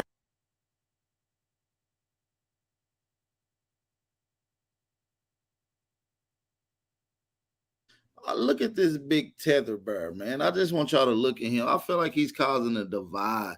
This is an African immigrant. This is a Liberian citizen that lives in America. His parents are from Liberia. He's over here just being as tether can be. This is a tether bear. He's a big tether bear. One that try to act and be friendly but really don't like you. That's a tether bear. I'll let him about that. I don't, you know, I'm not. I don't work for Ancestry.com. Come on, Flacco. Yeah, I know, right? Do I got to go to IKEA? IKEA is like a block or two up. Man. I get you a new chair. But Sean King, he does a lot of good stuff for the community. So he is a writer. So I'm gonna give him that. Sean King does a lot of good stuff for the community, gets a lot of good information out there, and he fights for justice. Of course. Now, again, that's the one thing I will give him, right? Yeah. He's persistent and he's for black folks. Yes. But Rachel Dolezal was also for black folks, right? She's for herself. No, she didn't really do anything. She was using that to get all types of minority set-asides for her damn self. So, yeah, that's different. Yeah. I have a question in terms of your advice for me. I'm a person, I kind of, might be hard to believe it, but I sort of accidentally like fell ass backwards into interviewing rappers, and then wasn't really that big of a plan for me to basically bring a lot of other different people on my platform. And now I find myself still, I don't think ever hired a white guy to be an on-camera personality, but I've found a lot of different black guys like Flacco here, and I'm putting them out there and helping them grow their platforms and everything like that. As of yet, seems like the black community. Look, no jumper on his little flowers for putting on black people. Nigga, you invited to the barbecue, cuz. We'll let you come to the barbecue, cuz. Just don't bring no food. We don't want no chicken salad with grapes in it. We don't, you know what I'm saying? We don't want none of that. You know what I'm saying? You can just show up. But I've found a lot of different black guys like Flacco here, and I'm putting them out there and helping them grow their platforms and everything like that. As of yet, seems like the black community maybe is tolerating my involvement in the community. What is your perspective on this business model, and what would you suggest that I keep in mind in terms of staying in the good graces of the community? What you should do, and it's good that you're giving black people a platform. Always make sure you balance the ratchetness out with constructive information, because what happens is a lot of people who are white, they'll give a platform to all the riffraff shit that happens in the community, and then that goes to hell. That turns into World Star. You know what I'm saying? And Q, who started World Star, he's not an FBA dude. So always point that stuff out. So balance it out. Always have some balance with people who's bringing something constructive. I know people like to get hits, people like to get ratings. The beefs and all of that stuff gets a lot of clicks, but we can't go into white society showing a bunch of white hillbillies living in the Appalachian Mountains. I would get called out for doing that. If I go to a bunch of trailer parks showing these methed out white people, people will call me out for doing that, because what would be the purpose of that? Right. You see, we can't just keep showing the underbelly. And it's almost impossible to even imagine you having that sort of interest, whereas we all are just very, very used to the idea that white people want to look at World Star, they want to look at Shade Room, they want to look at all this bullshit going on between black people, right? Right. And the thing is, almost every single gossip site, Shade Room, Boss Up, Madame Noir, World Star, are all owned by non-FBA people. Every single one of them. Even TV shows like damn, all of them are owned by non-FBA or non-Aboriginal people. All the big platforms. Even DJ Academic is a foreigner tether. Gossip site, Shade Room, Boss Up, Madame Noir, World Star are all owned by non-FBA people. Every single one of them. Even TV shows like Love and Hip Hop. That's Mona Scott. She's Haitian. They come over here from other places and show the underbelly of Black society, which makes us look bad to a certain degree. I can't go to Haiti and show the underbelly and be accepted by that society. In fact, I did a movie called 1804 about the history of Haiti. It's shown in schools all over Haiti. You dig? I'm going to show respect to the people over there. I don't want to show you in a negative light. What does that do for me?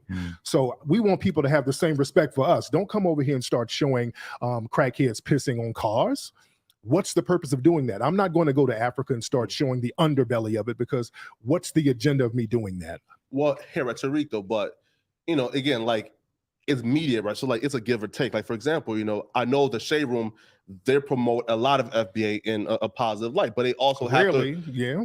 No, man. Listen, like, there's a bunch of like positive light, for like less like the rappers and like the females, et cetera, right? So they definitely do the positive as well as the negative, right? So hey, we got over 500 people in the chat, man. Shout out to everybody in the chat.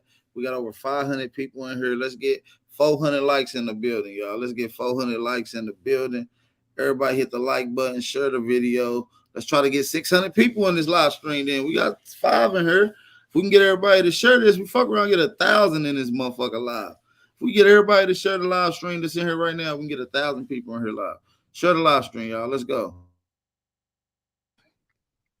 If they're non-FBA, should they like just not cover like the down shit at all? Okay.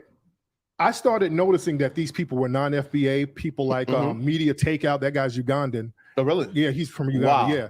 Now he's a fraud. He lies a lot. Yeah, yes, he does. He says anything. Yeah. But I started to notice something on Shade Room and all of these people. This is why I started looking into their backgrounds. They would always show all this ratchet stuff with Black society, but then they will show like an African wedding.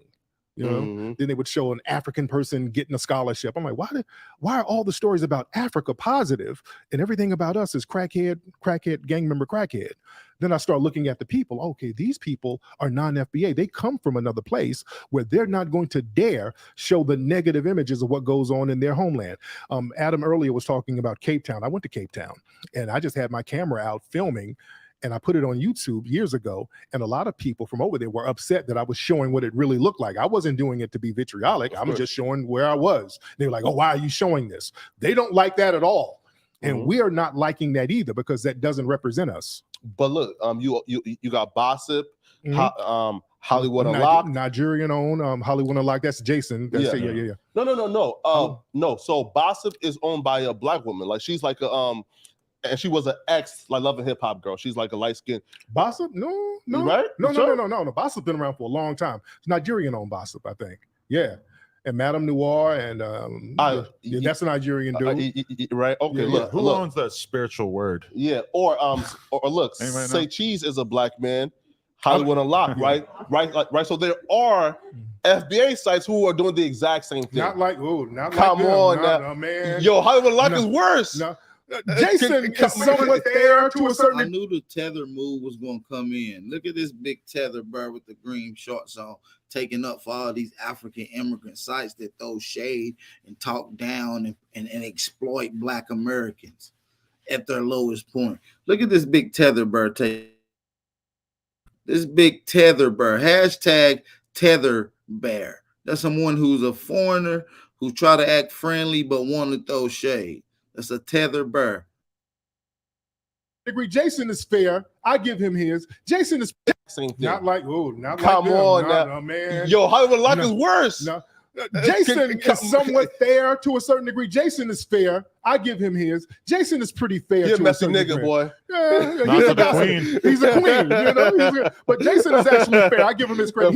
He seems fair to a certain degree. Wait. So you're saying like the Shade Room is worse than Hollywood Unlocked? I don't see that, man. Yeah, Shade Room shows a lot of ratchet shit. Oh, how about this though? The neighborhood talk. Now that's the underbelly. Like, who runs that? Because I don't see. It's a gay Black man. Like, he's right. And that's another thing. A lot of people, again, a lot of Black LGBT people, they look at themselves as something different from Black society. They think that their sexuality is its own ethnic group to a certain degree. So that's another dynamic as well. Here, so crazy thing about this, right? So why is the first thing when they like try to like discredit you, they go directly to the bullshit gay rumors? Because nobody says that. I mean, Michi, well, yeah.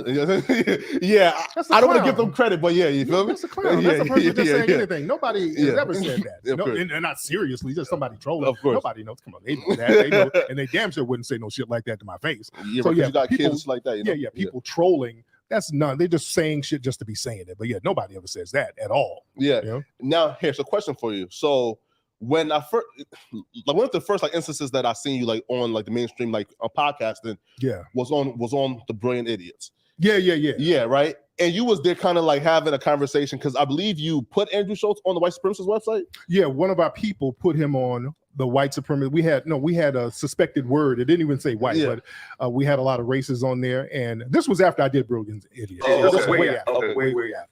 Andrew Schultz. They saying he's a white supremacist. Interesting. Gotcha. So he kind of earned that status in your mind on the podcast? Yeah. Well, it was a free site where people can put stuff up, and somebody put him. I didn't put him on there, but somebody put him on there. But I had a debate with him on the Brilliant Idiots podcast. A great debate, and debunked a lot of his talking points. So, wait, was it free or here? Right, again, like there's been a lot of rumors about that site, right? Because like it's now taken down, but there was a point where people were saying like it was like a subscription based? Or no, not at all. No. It was just like a message board where people can kind of put up information about certain folks.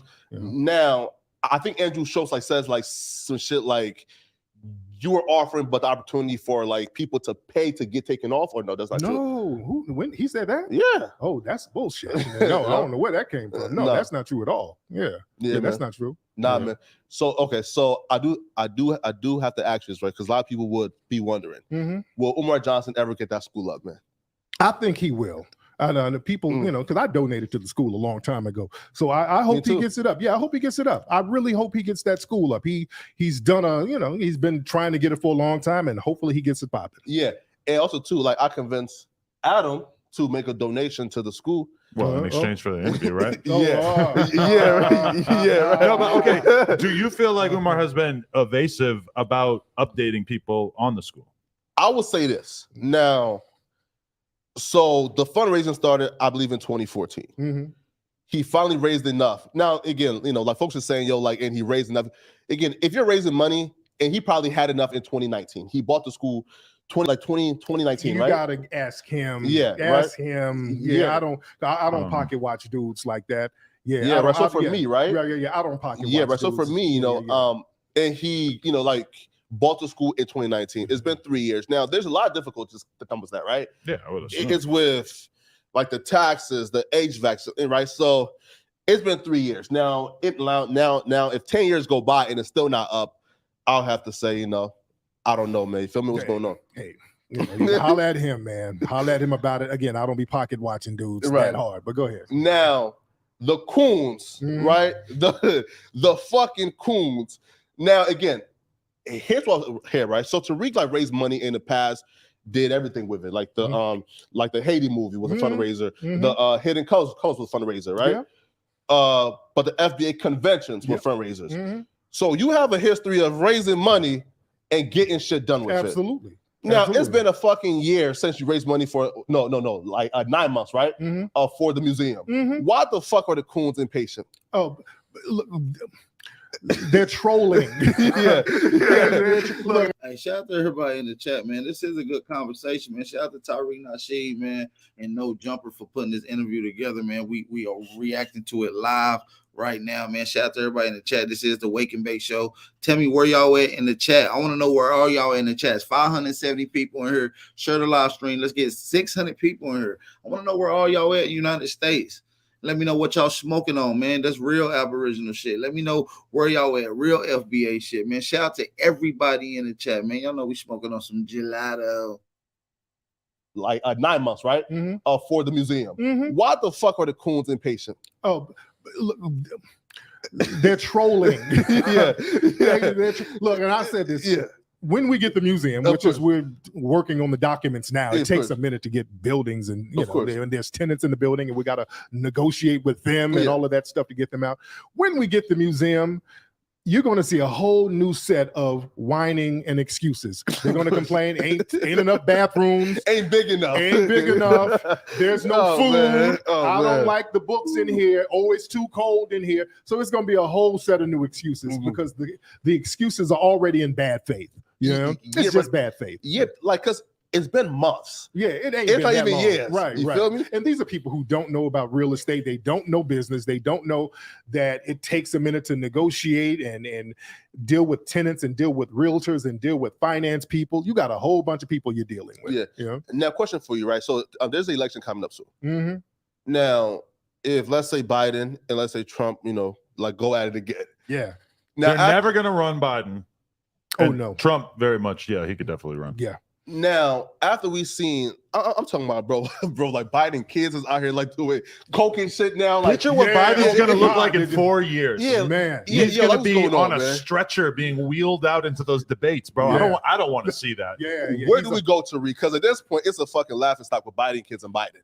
And Trump to me is, The Democrats, man, I think they're done right now, man. The Democrats are going to fall flat, man. They're going to get washed because they don't have a base right now. Democrats don't have a base. They're trying to cobble together like an immigration base. But what happens school is, shootings as well. Yeah. When immigrants come over, they start voting for Trump, especially Hispanics.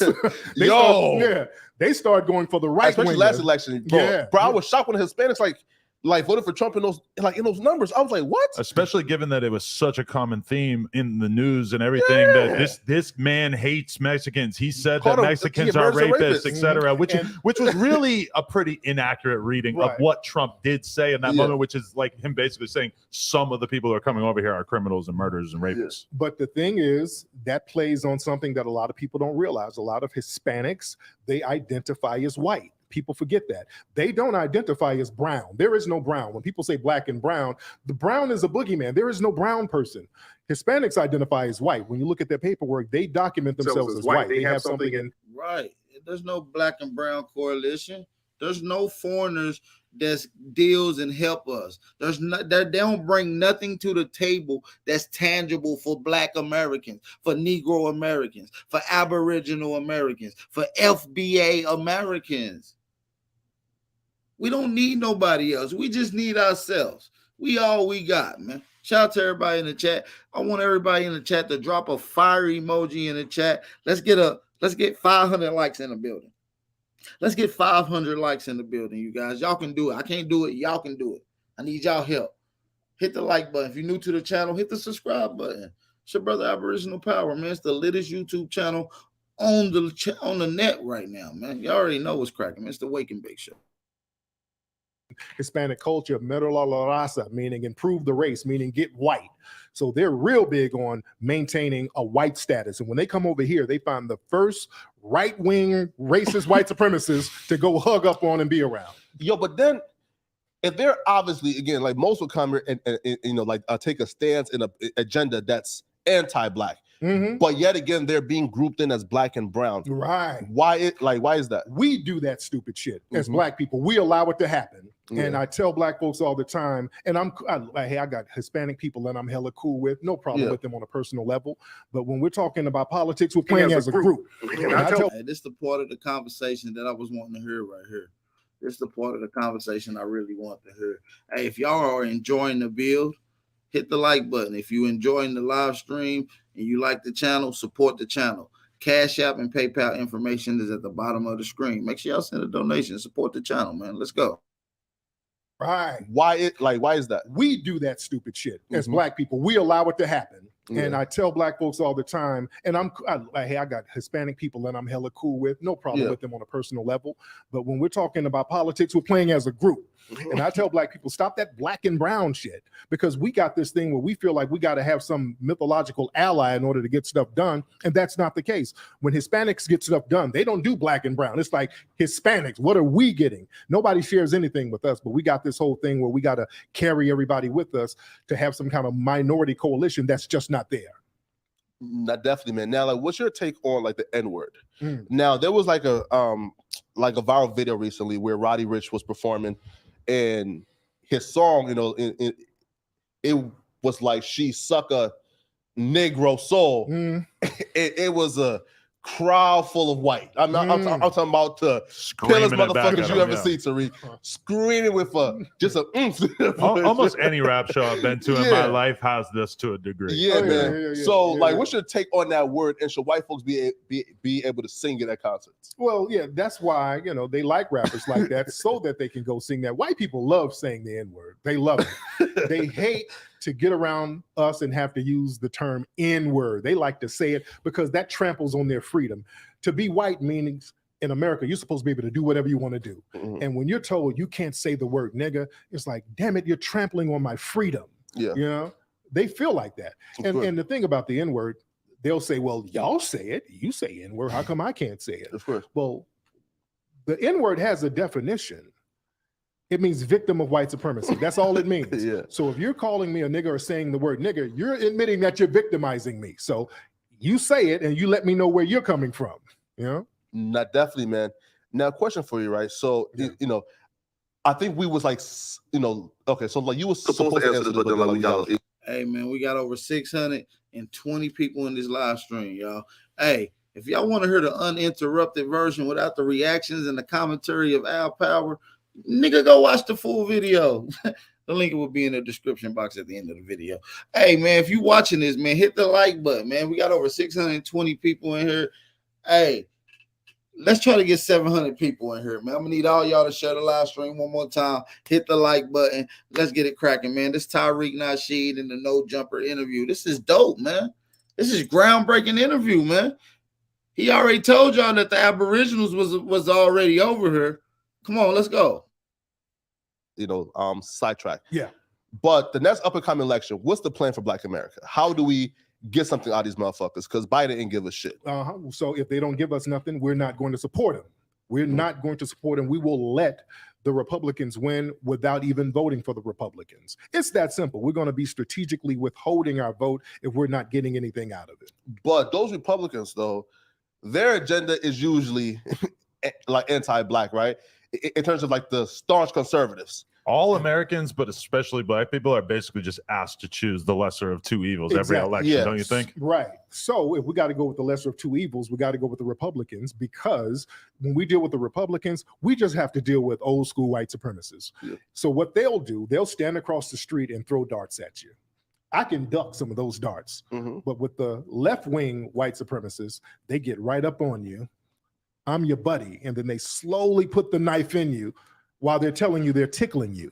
So with the left-wingers, we got to deal with the white supremacists, the anti-Black Asians, the anti-Black Hispanics, the anti-Black LGBT people, and then unfortunately, a lot of anti-FBA immigrants coming. I've never felt so close to the possibility of. So we, the anti-Black Hispanics, the anti-Black LGBT people, and then unfortunately a lot of anti-FBA immigrants coming from Africa and the Caribbean. So we have to deal with a plethora of anti-FBA bigotry from so many left-wing groups. There's this whole like new industry that's basically popped up where you have authors like Robin DiAngelo writing books like White Fragility and stuff, where basically in a lot of corporate environments, white women in particular, but white people in general, are being basically forced to confront the horrors of their whiteness. And to a lot of white people like myself, they look at this and just think, this is the stupidest, most performative bullshit I could ever imagine. This seems like it exists solely to just make these white people feel okay about their people's history. Do you look at that stuff as kind of absurd, or do you think that this is in some way like an important step for white people? That's going into that CRT stuff. You know what I'm saying? It's just same as the CRT, which basically means don't talk about white history. Don't talk about what we're doing socially. What happens is you have white people on the jobs who will go in here and they'll start mouthing some of that Fox News stuff, and Black people run down to HR like, oh my God, this person is making me uncomfortable. And then these white people are getting reprimanded. They don't like that. And in schools, if you tell the truth about some of these people that they're teaching us, they're like, well, that's critical race theory.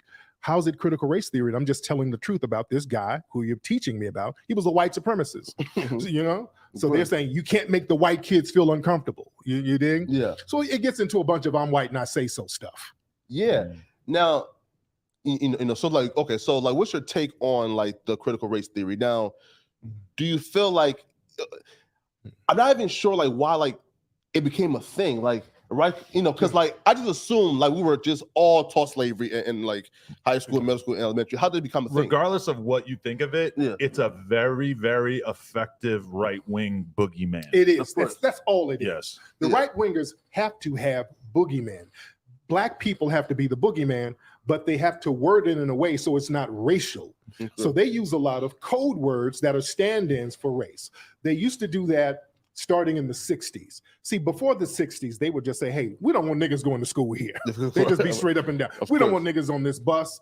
After the Civil Rights Act, they had to reword it. Atwater talked about this. They couldn't say nigga, nigga, nigga. They had to say forced busing, forced housing, welfare. They would use terms like communist about Dr. King. Then going back into the 70s, they would use the term welfare. Then they started using thugs and crack dealers and criminals. These are all code words for black people. Now with critical race theory and woke, that's black folks. Even the term Black Lives Matter, they would always say, well, Black Lives Matter, they're a bunch of terrorists. Black Lives Matter is a code word. There's no real organization called Black Lives Matter. Black Lives Matter is a bunch of white liberals who put some black figureheads in the front to collect money for white liberals. There is no Black Lives Matter organization unless you're talking about the 3 lesbian women who are working for the white Democrats. Oh, wait. So do you think that George Soros is sponsoring Black Lives Matter? Of course. Him and other white left-wingers, they fund these so-called black grassroots organizations. That's not grassroots at all. So they'll have a black person go out here and campaign about the death of a black person. And then all of a sudden, hey, Mike Brown, oh, it's horrible. What happened to Mike Brown? And black trans lives matter too. Then they start shifting into a sexual thing. And then they'll say, well, immigration matters too. So they'll start talking about all these other things besides the black person who got killed. Now, do you think that an LGBTQ figurehead could ever be a leader of a black movement and still keep the black interest pure without involving, like the other shit? Yeah, we got to get him on the grassroots though. There's a brother now out of South Carolina, a brother named Marcel Dixon. He was running for office out there, and a lot of us on the grassroots supported that brother because he's a rider. He talks about black issues, immigration, reparations, and he doesn't really promote an LGBT agenda. He can't really be co-opted by the dominant society. So we do have it. We had James Baldwin. James Baldwin was a rider. He was LGBT in the 1960s. That brother was real true to the game about helping black society and not push an alternative agenda. So we do have some brothers and sisters who are on code, who have alternative lifestyles or whatever they have. And that's all we ask for anybody. If you black and if you want to have us support you, just be about the codification of having us empowered as a group. Now, why did Candice Owen block you? Oh, she blocked me for years because I would always call out her mammying and bed winching and cooning. So yeah, she's blocked me years ago. So she hates my guts because and I was one of the first people calling her out, being connected to those white right-wing think tanks to spew all of that anti-black venom.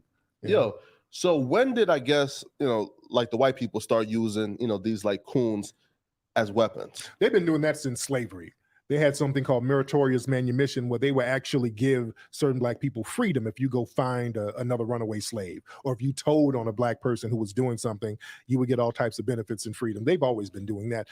When John Brown had his raid, there was a black slave who was a coon who actually told where John Brown was, and they gave him a plaque, and I think they gave him freedom, and they still honor him to this day. Oh, I forgot what the dude's name is. But it was a coon who told on John Brown, and they still honor him. Let me ask you this question. I've been in a relationship with an Armenian woman for 6 years. Hypothetically, if I had been in a relationship with a black woman for the last 6 years, when you spoke to me or in terms of how you thought of me, how would you think of that? Would you blame me or would you blame her? And to where's the status level of this offense? Like, is it deeply upsetting to you, or is it just something that you kind of mildly don't approve of? No. It's not that I don't approve of it. It's just the action of the relationship. How is the relationship dynamic? Because what happens is a lot of times when black men and black women, because you have brothers who will date white women and they start talking real coonish too. How are you as a black person acting with your white significant other? And what happens is we have folks like Candice Owens, who has a white significant other, many of them, and her views against black people are that of a white supremacist.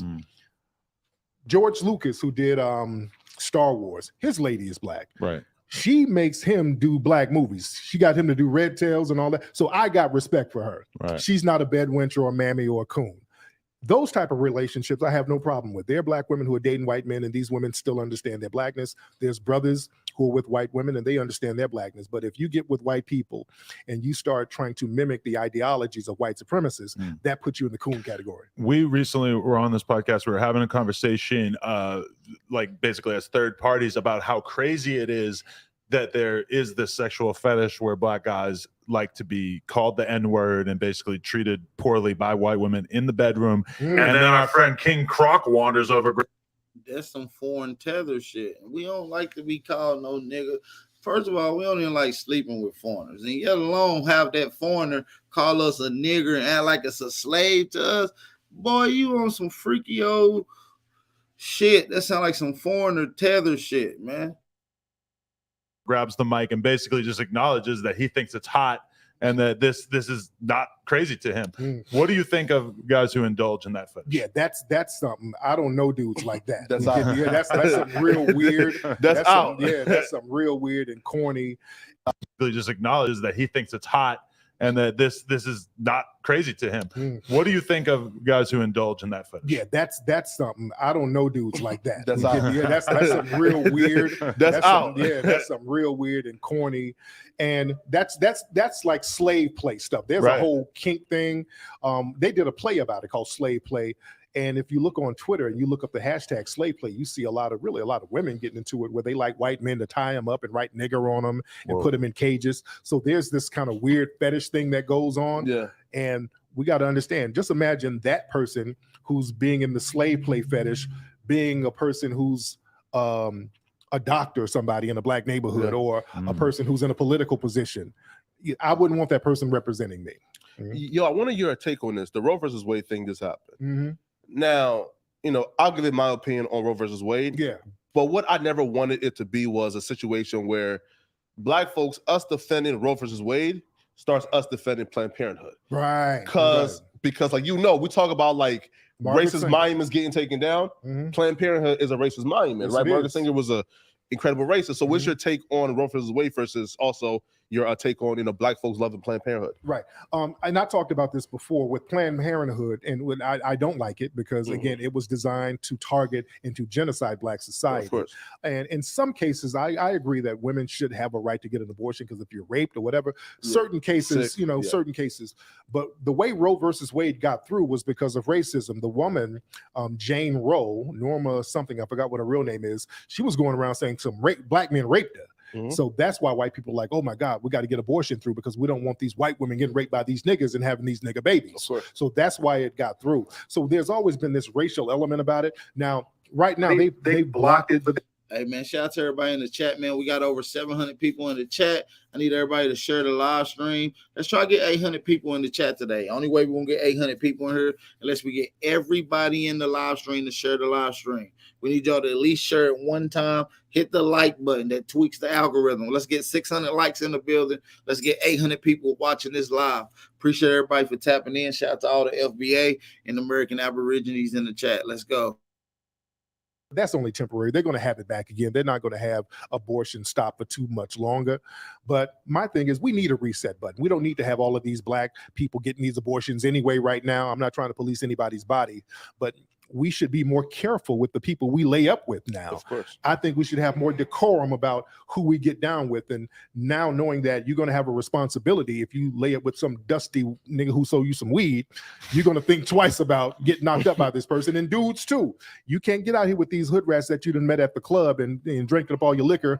You're going to have to say, I can't knock this chick up because I'm going to be stuck for 18 years. So now let's have some decorum and clean our shit up for a minute. Yo, I definitely agree because if you're out here as a female and you're getting back shots at the fucking trap house on the air mattress, and then you get knocked up, then you should probably think about your life. But think about what that kid's life is going to be like if he's being brought up in the crack house. I mean, this is probably like the number one person that you'd want to have an abortion, right? Hell no. No. I don't want the kid growing up in the crack house. I think a bad life is better than no life. Some of the most thorough people grew up in harsh environments. Yeah, come on, man. Our brother Malcolm X kind of had a harsh growing up, So yeah, a lot of our people have harsh environments. I wanted to ask you, yeah, because there's always been like this big debate, right? Yeah. On who philosophy was better for Black folks, Malcolm X philosophy in terms of coming headstrong. Well, I do know Malcolm kind of like changed, like towards his later end of his life, right? He kind of like got the more peaceful route. But who do you think is more important to like Black civilization, Malcolm X or Martin Luther King? I would have to skip over Malcolm and give it to Elijah Muhammad, because Malcolm was a student of Elijah Muhammad. Gotcha. And Elijah Muhammad ran the most successful Black organization really to this day. Yeah. They've been around long. They've been pretty much successful. They've still been intact. And his program has been the most viable, pertinent organization that we've seen, with Black men being respectful, Black men being thorough, Black people eating right, Black people growing their own food, owning businesses. Elijah Muhammad is really a big unsung hero that we don't talk enough about, and white society doesn't want to promote that. You understand? So that's an unsung hero. Now, speaking of a student of Elijah Muhammad, the Honorable Minister Farrakhan. Yes, indeed. Why do you think he's being blackballed from all these social media sites, man? Because the minister tells the truth. He tells a lot of truth out there. So any Black person who's telling the truth and they have influence, sometimes they're just going to target them and try to silence their voice. And the minister is pretty much retired right now. Yeah. You know what I'm saying? And they still feel threatened by his message. They're not threatened when you lying. Let's be clear. They let them over to lie on the internet all day. You done brought up about 4 or 5 liars, who just say stuff on the internet. But when you're telling the truth, that's when you start disappearing and they don't let you in. Like me, everybody, I'm banned. I can't go to the UK. They banned me from the UK. Really? Yeah. Just because of political. You see how these billies don't give a fuck. These billies don't give a fuck about the kids.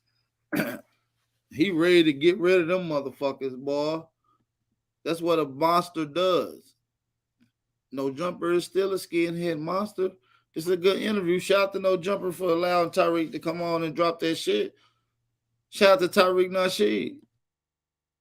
Internet. But when you're telling the truth, that's when you start disappearing and they don't let you in. Like me, everybody, I'm banned. I can't go to the UK. They banned me from the UK. Really? Yeah. Just because of political statements you made on the line? Yeah, not even political. I just talk about white supremacy. Wow. But I have a big audience over there.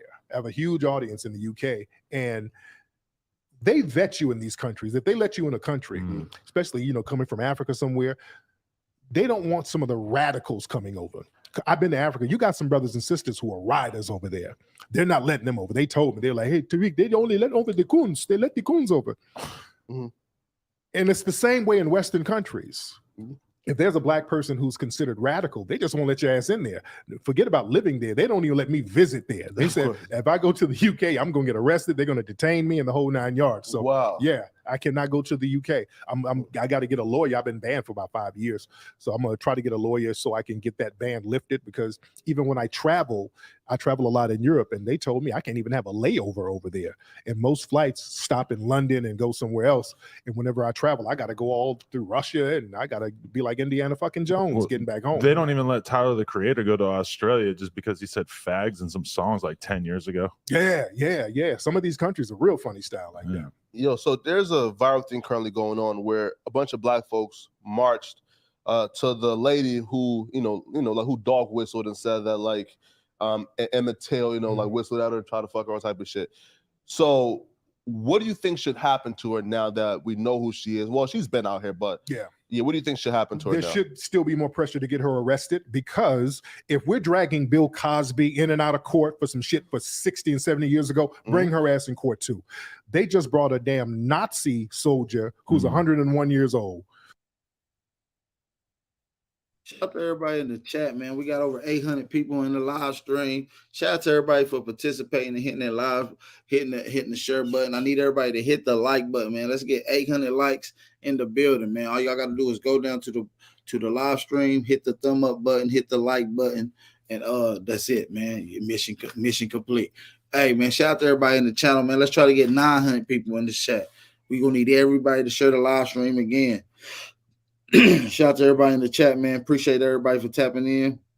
Shout out to all the American Aborigines and the FBA brothers and sisters tuning in. Shout out to Tariq Nasheed for, you know what I mean? You know what I mean? Right after he had this little one, you know what I mean? He back on the road, dropping his heat, doing interviews. And this was a dope platform to go to. It's getting a lot of traction, got a lot of controversy, and they get a lot of views, man. Shout out to No Jumper for allowing it on here. Let's get it, go. Dragging Bill Cosby in and out of court for some shit for 60 and 70 years ago, bring her ass in court too. They just brought a damn Nazi soldier who's 101 years old. They just took him into court and then gave him 5 years in his wheelchair. You understand? If you're putting them in jail for stuff they did in the 40s, put her in jail too. That was a crime, and they found the arrest warrant. They never served her the warrant. So they get on this white supremacist code with these people, and we're going to. What did he just say? Let's run that back. What did he just say?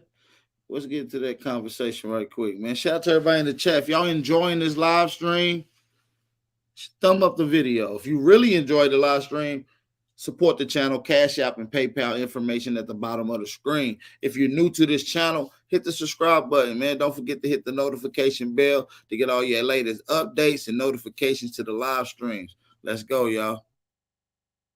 Out of court for some shit for 60 and 70 years ago, bring her ass in court too. They just brought a damn Nazi soldier who's 101 years old. They just took him into court and then gave him 5 years in his wheelchair. You understand? If you're putting them in jail for stuff they did in the 40s, put her in jail too. That was a crime, and they found the arrest warrant. They never served her the warrant.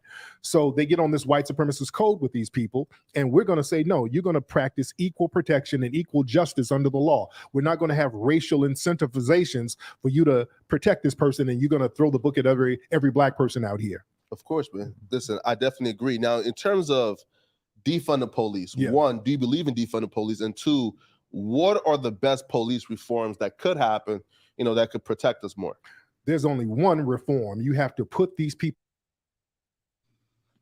That's a great question. That's a real great question. I want to see the answer to this, man. We almost got 800 people in the chat. I want everybody that's in here to drop your city in the chat.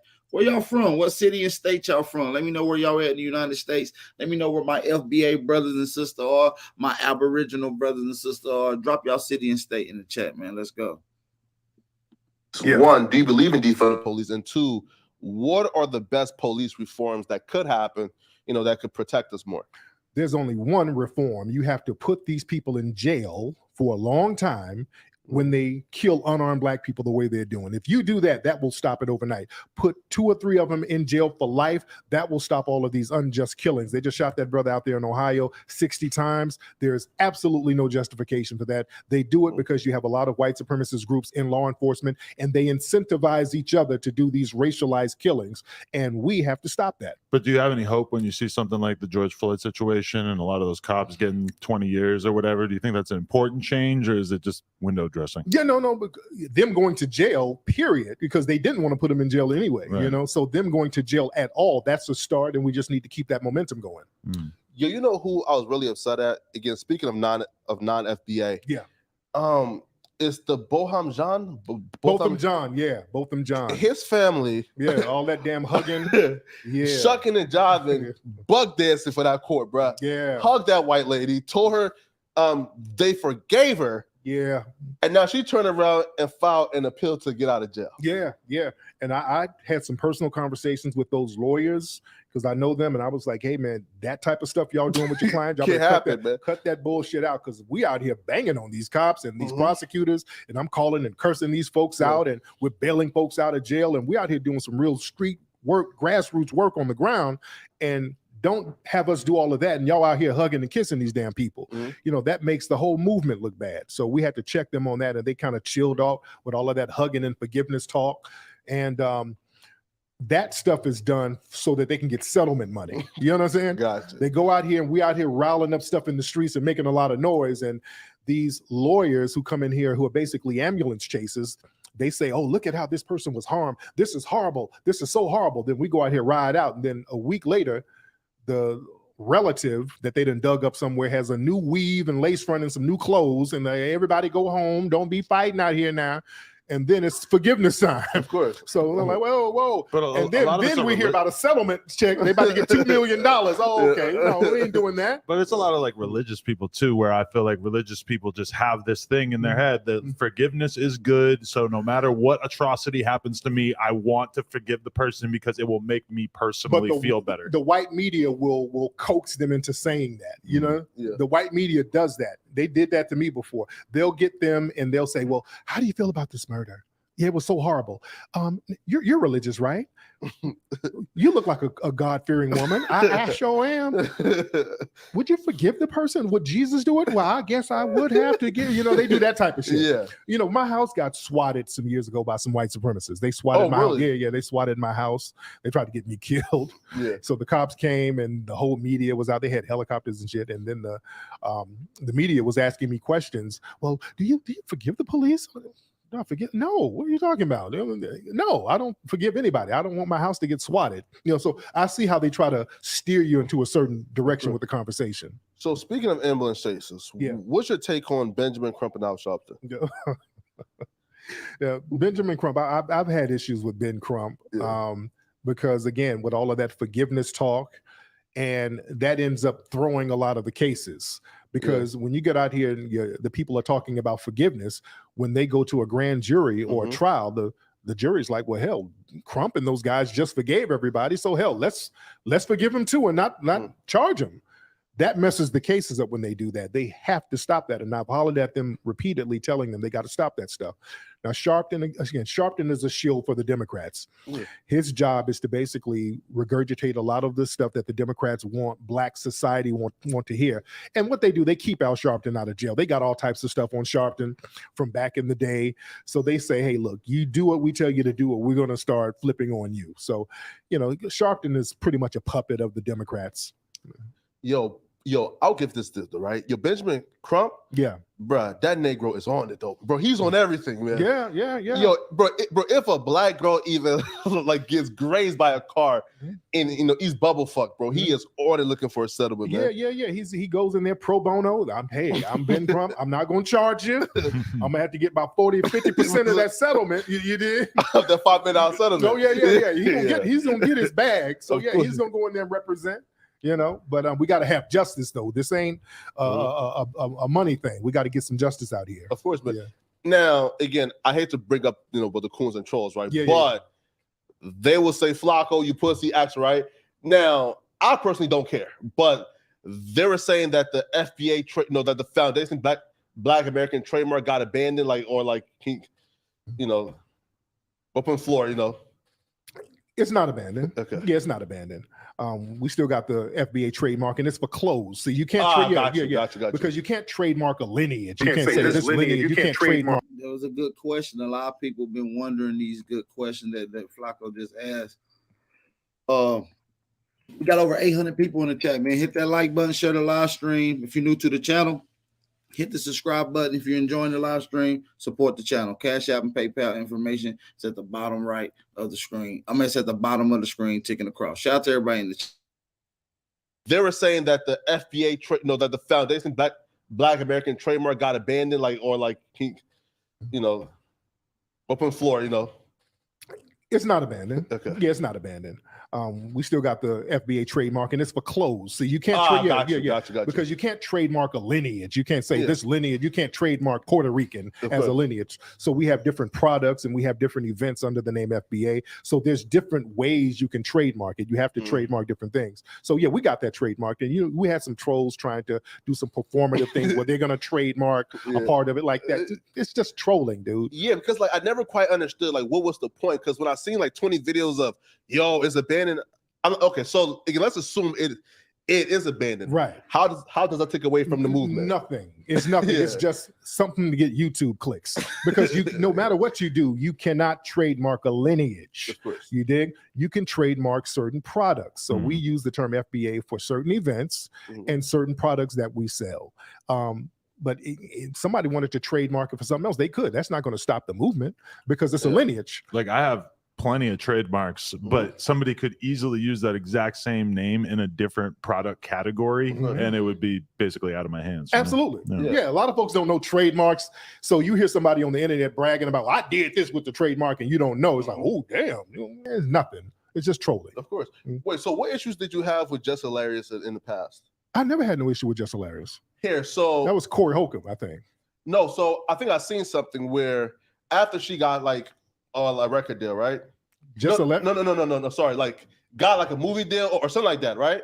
So she said like some shit about how like F Black Dollars or some shit like that, and I think you did like a tiny rebuttal to her. Said like that's corny about Black mammy stuff, but I really don't remember. I don't think I did that. Oh no! If somebody can pull that up, I don't remember doing that. And I like Just Hilarious, so I don't remember ever dissing that system. Man. Yeah. Oh, also too, now it's on camera that you saved the life of one of our brothers. Yeah. Designer recently. Yeah. Explain that, man. Like, how did you even like see that, or like what in the didn't you say I was clout chasing? I saw some shit where you said I was clout chasing. Oh, I'll break it down, right? Sounds like something you would say. Yeah. You want to make your business stand out? Let's launch. I'm ready to get to this part of the conversation. The tethered, fat boy tethered dude said that Tariq Nasheed was clout chasing. Let's get to that. I know y'all ready for that. Let's go. I was clout chasing.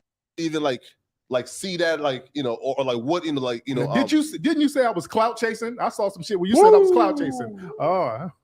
I'll break it down, right? Sounds like something you would say. Yeah. So I'm saying right there, like when you say like I didn't know there was designer, right? I said I don't believe you, Tariq. You feel me? Like that's like. Does he seem like the kind of guy who's paying a lot of attention to designer? He's tapped into everything. But how would I know that? And look, that was next door to my office. I live in Chatsworth. That happened in Chatsworth. It was literally next door to my office, and I was driving by my office, and I saw a bunch of cop cars. Yeah. I'm like, what the heck are they doing? Because cops don't really go in my neighborhood like this. It's mostly white. Then I looked and I saw a black dude. He had a hat on, and I had no idea it was design. Designer's record was out half a decade ago. Right. He don't even look the same. He had like a beard and hair and a hat. Yeah. He don't look the same. I didn't know it was him, but I saw a brother getting hemmed up. I'm like, what the hell are they about to do? And I went over there and I said, hey, what's going on? I kind of stepped in because I didn't want them to try to use this brother as an excuse to try to hem him up. And he looked nervous. And I saw he must not have committed a crime because they didn't have him handcuffed. Gotcha. If he committed a crime, he was outside. He was standing there and a bunch of hostile cops around him. So I'm like, they might be looking for a reason to harm this brother. So I'm like, let me go over here and make sure he's good. Out here in LA, man, we kind of have a culture. We're not really afraid of police out here. Not that we're Billy Badass, but we have a culture out here in LA. If you see the cops hemming a person up, you better intervene and you make sure that black person is good. Did you see Styles P yesterday? Yes. That was intense. That was, and impressive that he was on that. Yeah, the girl got hemmed up. The police was roughing up a girl, and Styles P came in, and hey, y'all can't do all that. Of course. Styles P is a great guy. He's a real thorough brother, real thorough dude. Yeah, man. Yeah. Had there ever been a point where you intervene here? So I think there was a viral video, and you got some flack for it, right? I think the white boy was looking like he was having a panic attack. He was being frustrated at the hotel. Yeah. And he was being rude to a black brother, but he started, like the white tears and crying like that, right? And folks said, yo, Tariq, this is insensitive. Dude's having a panic attack. So what would be, Yeah. And that whole thing was a bunch of these LGBT think tanks using that, flipping it to try to, blow it up into something else. There was a video that I shared of a black man at a hotel. I want to say Holiday Inn. It was Holiday Inn. And I talked to the black man. They were messing around with his money and they didn't want to give him his refund. And then the hotel clerk started start smashing his head on shit. Right. And I posted that on my thing. All I did was post it. And a lot of people were acting like it was me in the video. They were like, well, Tariq was harassing this man. I'm like, do y'all think all niggas look the same? What are you talking about? That wasn't me in the video. So they just kind of tried to blow it up. And they were doing that right around the time my movie Buck Breaking was coming out. and the white media took it and they tried to use that. Oh, Tariq is a horrible person, and he has this movie out talking about this, and they tried to say the guy in the video was LGBT and all of this stuff. So they made up a whole fake narrative about that thing. They'll try to smear you as being ableist or insensitive to somebody's mental health, as if you're supposed to know about somebody's fucking mental health diagnosis from seeing a 30-second clip of them on the internet. It's just so bizarre. Right, but they were trying to say that the guy was LGBT. Who would know that? Right. You know what I'm saying? It's even more invasive things that you would know that. You could have been there watching it happen, and you still wouldn't have known that. That's kind of the whole so that was nature all of cap. it, right? That's what they do. They get certain situations and kind of flip it in order to kind of smear a person at a certain time. And again, I was coming out with a movie at that time, so that was their way to kind of smear me. Not definitely, man. Now, one last question. Will we ever get a return of the Coon Awards, man? We are going to get one. The problem is there's so many coons that we would have to have a coon marathon. It would have to be a telethon like Jerry Lewis. It's so many from the right and the left, and we just don't know how to categorize all of them at this point. Yeah. You know, it's horrible. Man, yo, listen, like God, okay, so like Vlad TV, right? And he has, like recurrent, guests, bro. I would love to have you back, like again, like multiple interviews, right? Because you definitely, bro, like you definitely need to be heard more. But you haven't spoke to him since the incident with Tommy? I have not spoken to Vlad. Have not spoken, and I don't have no problem with Vlad. Vlad, I just thought at that time, hey man, I don't. Vlad has a thing with having somebody on and then having somebody on right after who they're beefing with. And to me, that's corny. I don't like shit like that. Soldier Boy and his ops as well, he did as well. Now, question for you. So Vlad has some comments against the minister. Now, he, again, to his credit, he did admit that he was wrong because he said that the minister said that Jews should be like stoned, and that wasn't true. Right. He didn't say that. He's kind of misinterpreting something he said. So now his stance was, I'm not going to apologize to the minister publicly. Do you think he's wrong for that? Like he just said, bruh. He could have apologized, and that's why certain people stopped going on the platform, like Lord Jamar and other people. Godfrey. Yeah, Godfrey. Shout out to Godfrey. That's my brother. And they were like, if you're gonna have that stance against the minister, we just ain't gonna rock with you. So Vlad has to get it right as far as stuff like that, because if you're going to be out here indulging yourself in Black culture, you're going to have to show respect to the icons who Black culture respects. Right. Now here, so like, do you think it's true? Because I think even Umar Johnson, like, it has this ideology that when you're doing like a project for Black people, it's very important that it's done by Black dollars and Black dollars only. Is that true, or do you think that there could be some, guys like Adam who donated, a lot of money to BLM, where like, right, like where like they're giving money just to support, and that really should not dilute the overall mission? Now you can get money from wherever. Who's controlling the direction of the project? That's the only thing that matters. Because if it's George Soros giving you the money, they're going to control the direction of it. That's different.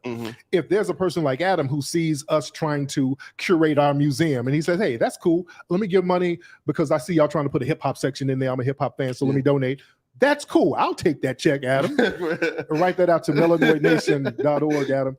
But we can't let people come in who's outside the community give us the money, and then they say, I'm gonna give you $2 million, but we're gonna have to have some LGBT representation, like at the Black History Museum downtown LA. You walk into that museum, there's a big transgender person in there on the poster. It's like, it's not representing Black culture. They're intersectionalizing everything because the money is not coming from us. That's one of the reasons why I wanted to start a museum, so that we can curate it the way we needed to curate it. Of course, man. And do you think that we should have our own party?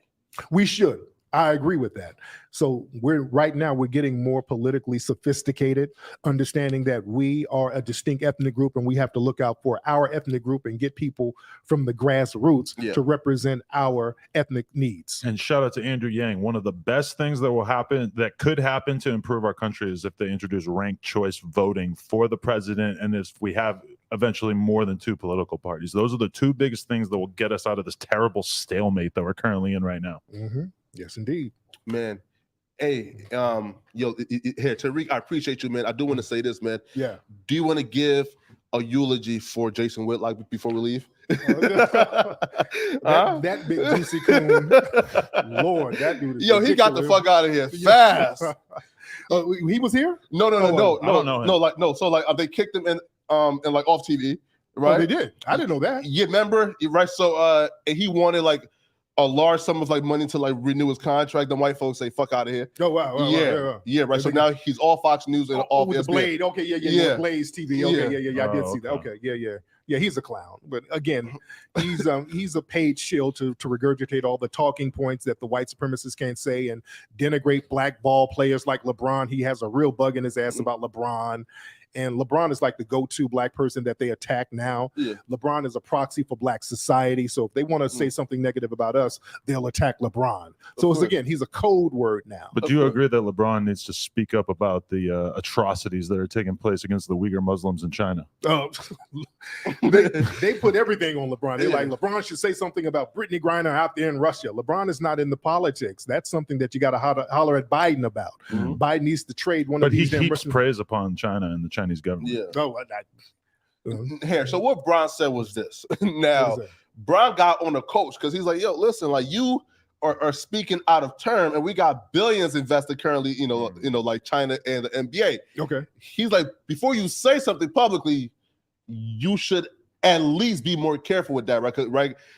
So translation, he felt like he could potentially lose money on it. Yeah, right. Because the coach was the GM of the Houston Rockets. Okay. And he was very, I guess, outspoken about like the Henny shit going on in China. Okay, got it. And he wanted Bron to speak about it. And what Bron said was, I'm worried about my people. That ain't my business. Right?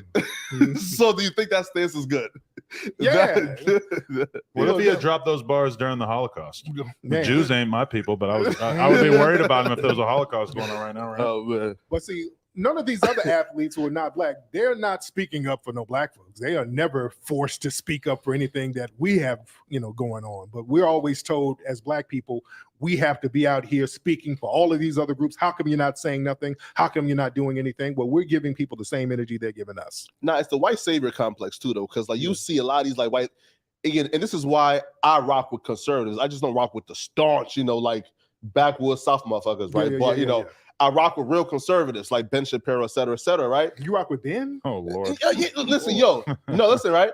And here's why. You rock with Ben Shapiro? And here's why, though.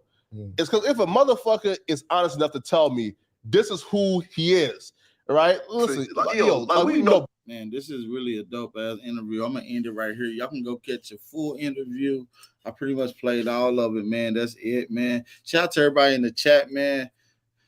Hey, Tariq Nasheed did this one, man. This is a classic interview. I believe this was gonna go down in one of Tariq Nasheed's greatest interviews, man. Y'all just caught it here, man. It's really informal, very good, man. You got a foreign tether, you got a suspected white supremacist, and they all laying the questions out, and he's answering them with rapid fire. He got the conviction, he got the data, and he got this, documentation to back it up, man. It was a dope live stream. If you enjoyed the live stream, hit the like button. Let's get a few people to support the channel, man. We got the $2 challenge going on, man. We get everybody in the channel to support the channel with a $2 channel. The Cash App and PayPal information is at the bottom of the screen. Let's get everybody to support the channel before y'all get out of here. We got over 900 people in this live stream. We almost hit 1,000 in here today. Turn up, man. Shout out to y'all, man. Make sure y'all hit that subscribe button. I want to see y'all back in here again. We do dope live streams every day. Every day we do the wake and bake. So make sure y'all hit that subscribe button, hit the notification bell so you can get all your latest updates. I want to see y'all in here tomorrow, man. Make sure y'all support the $2 challenge. All the Cash App and PayPal information is at the bottom of the screen. With that being said, make sure y'all be safe. Make sure y'all be aware. Make sure y'all be vigilant. Make sure y'all stay dangerous. This is your brother, Aboriginal Power, and we out. This was the No Jumper interview with Tariq Nasheed. Make sure y'all be safe while y'all out there. Peace. Whatever it takes. Alleyway. Coco, this your season right now.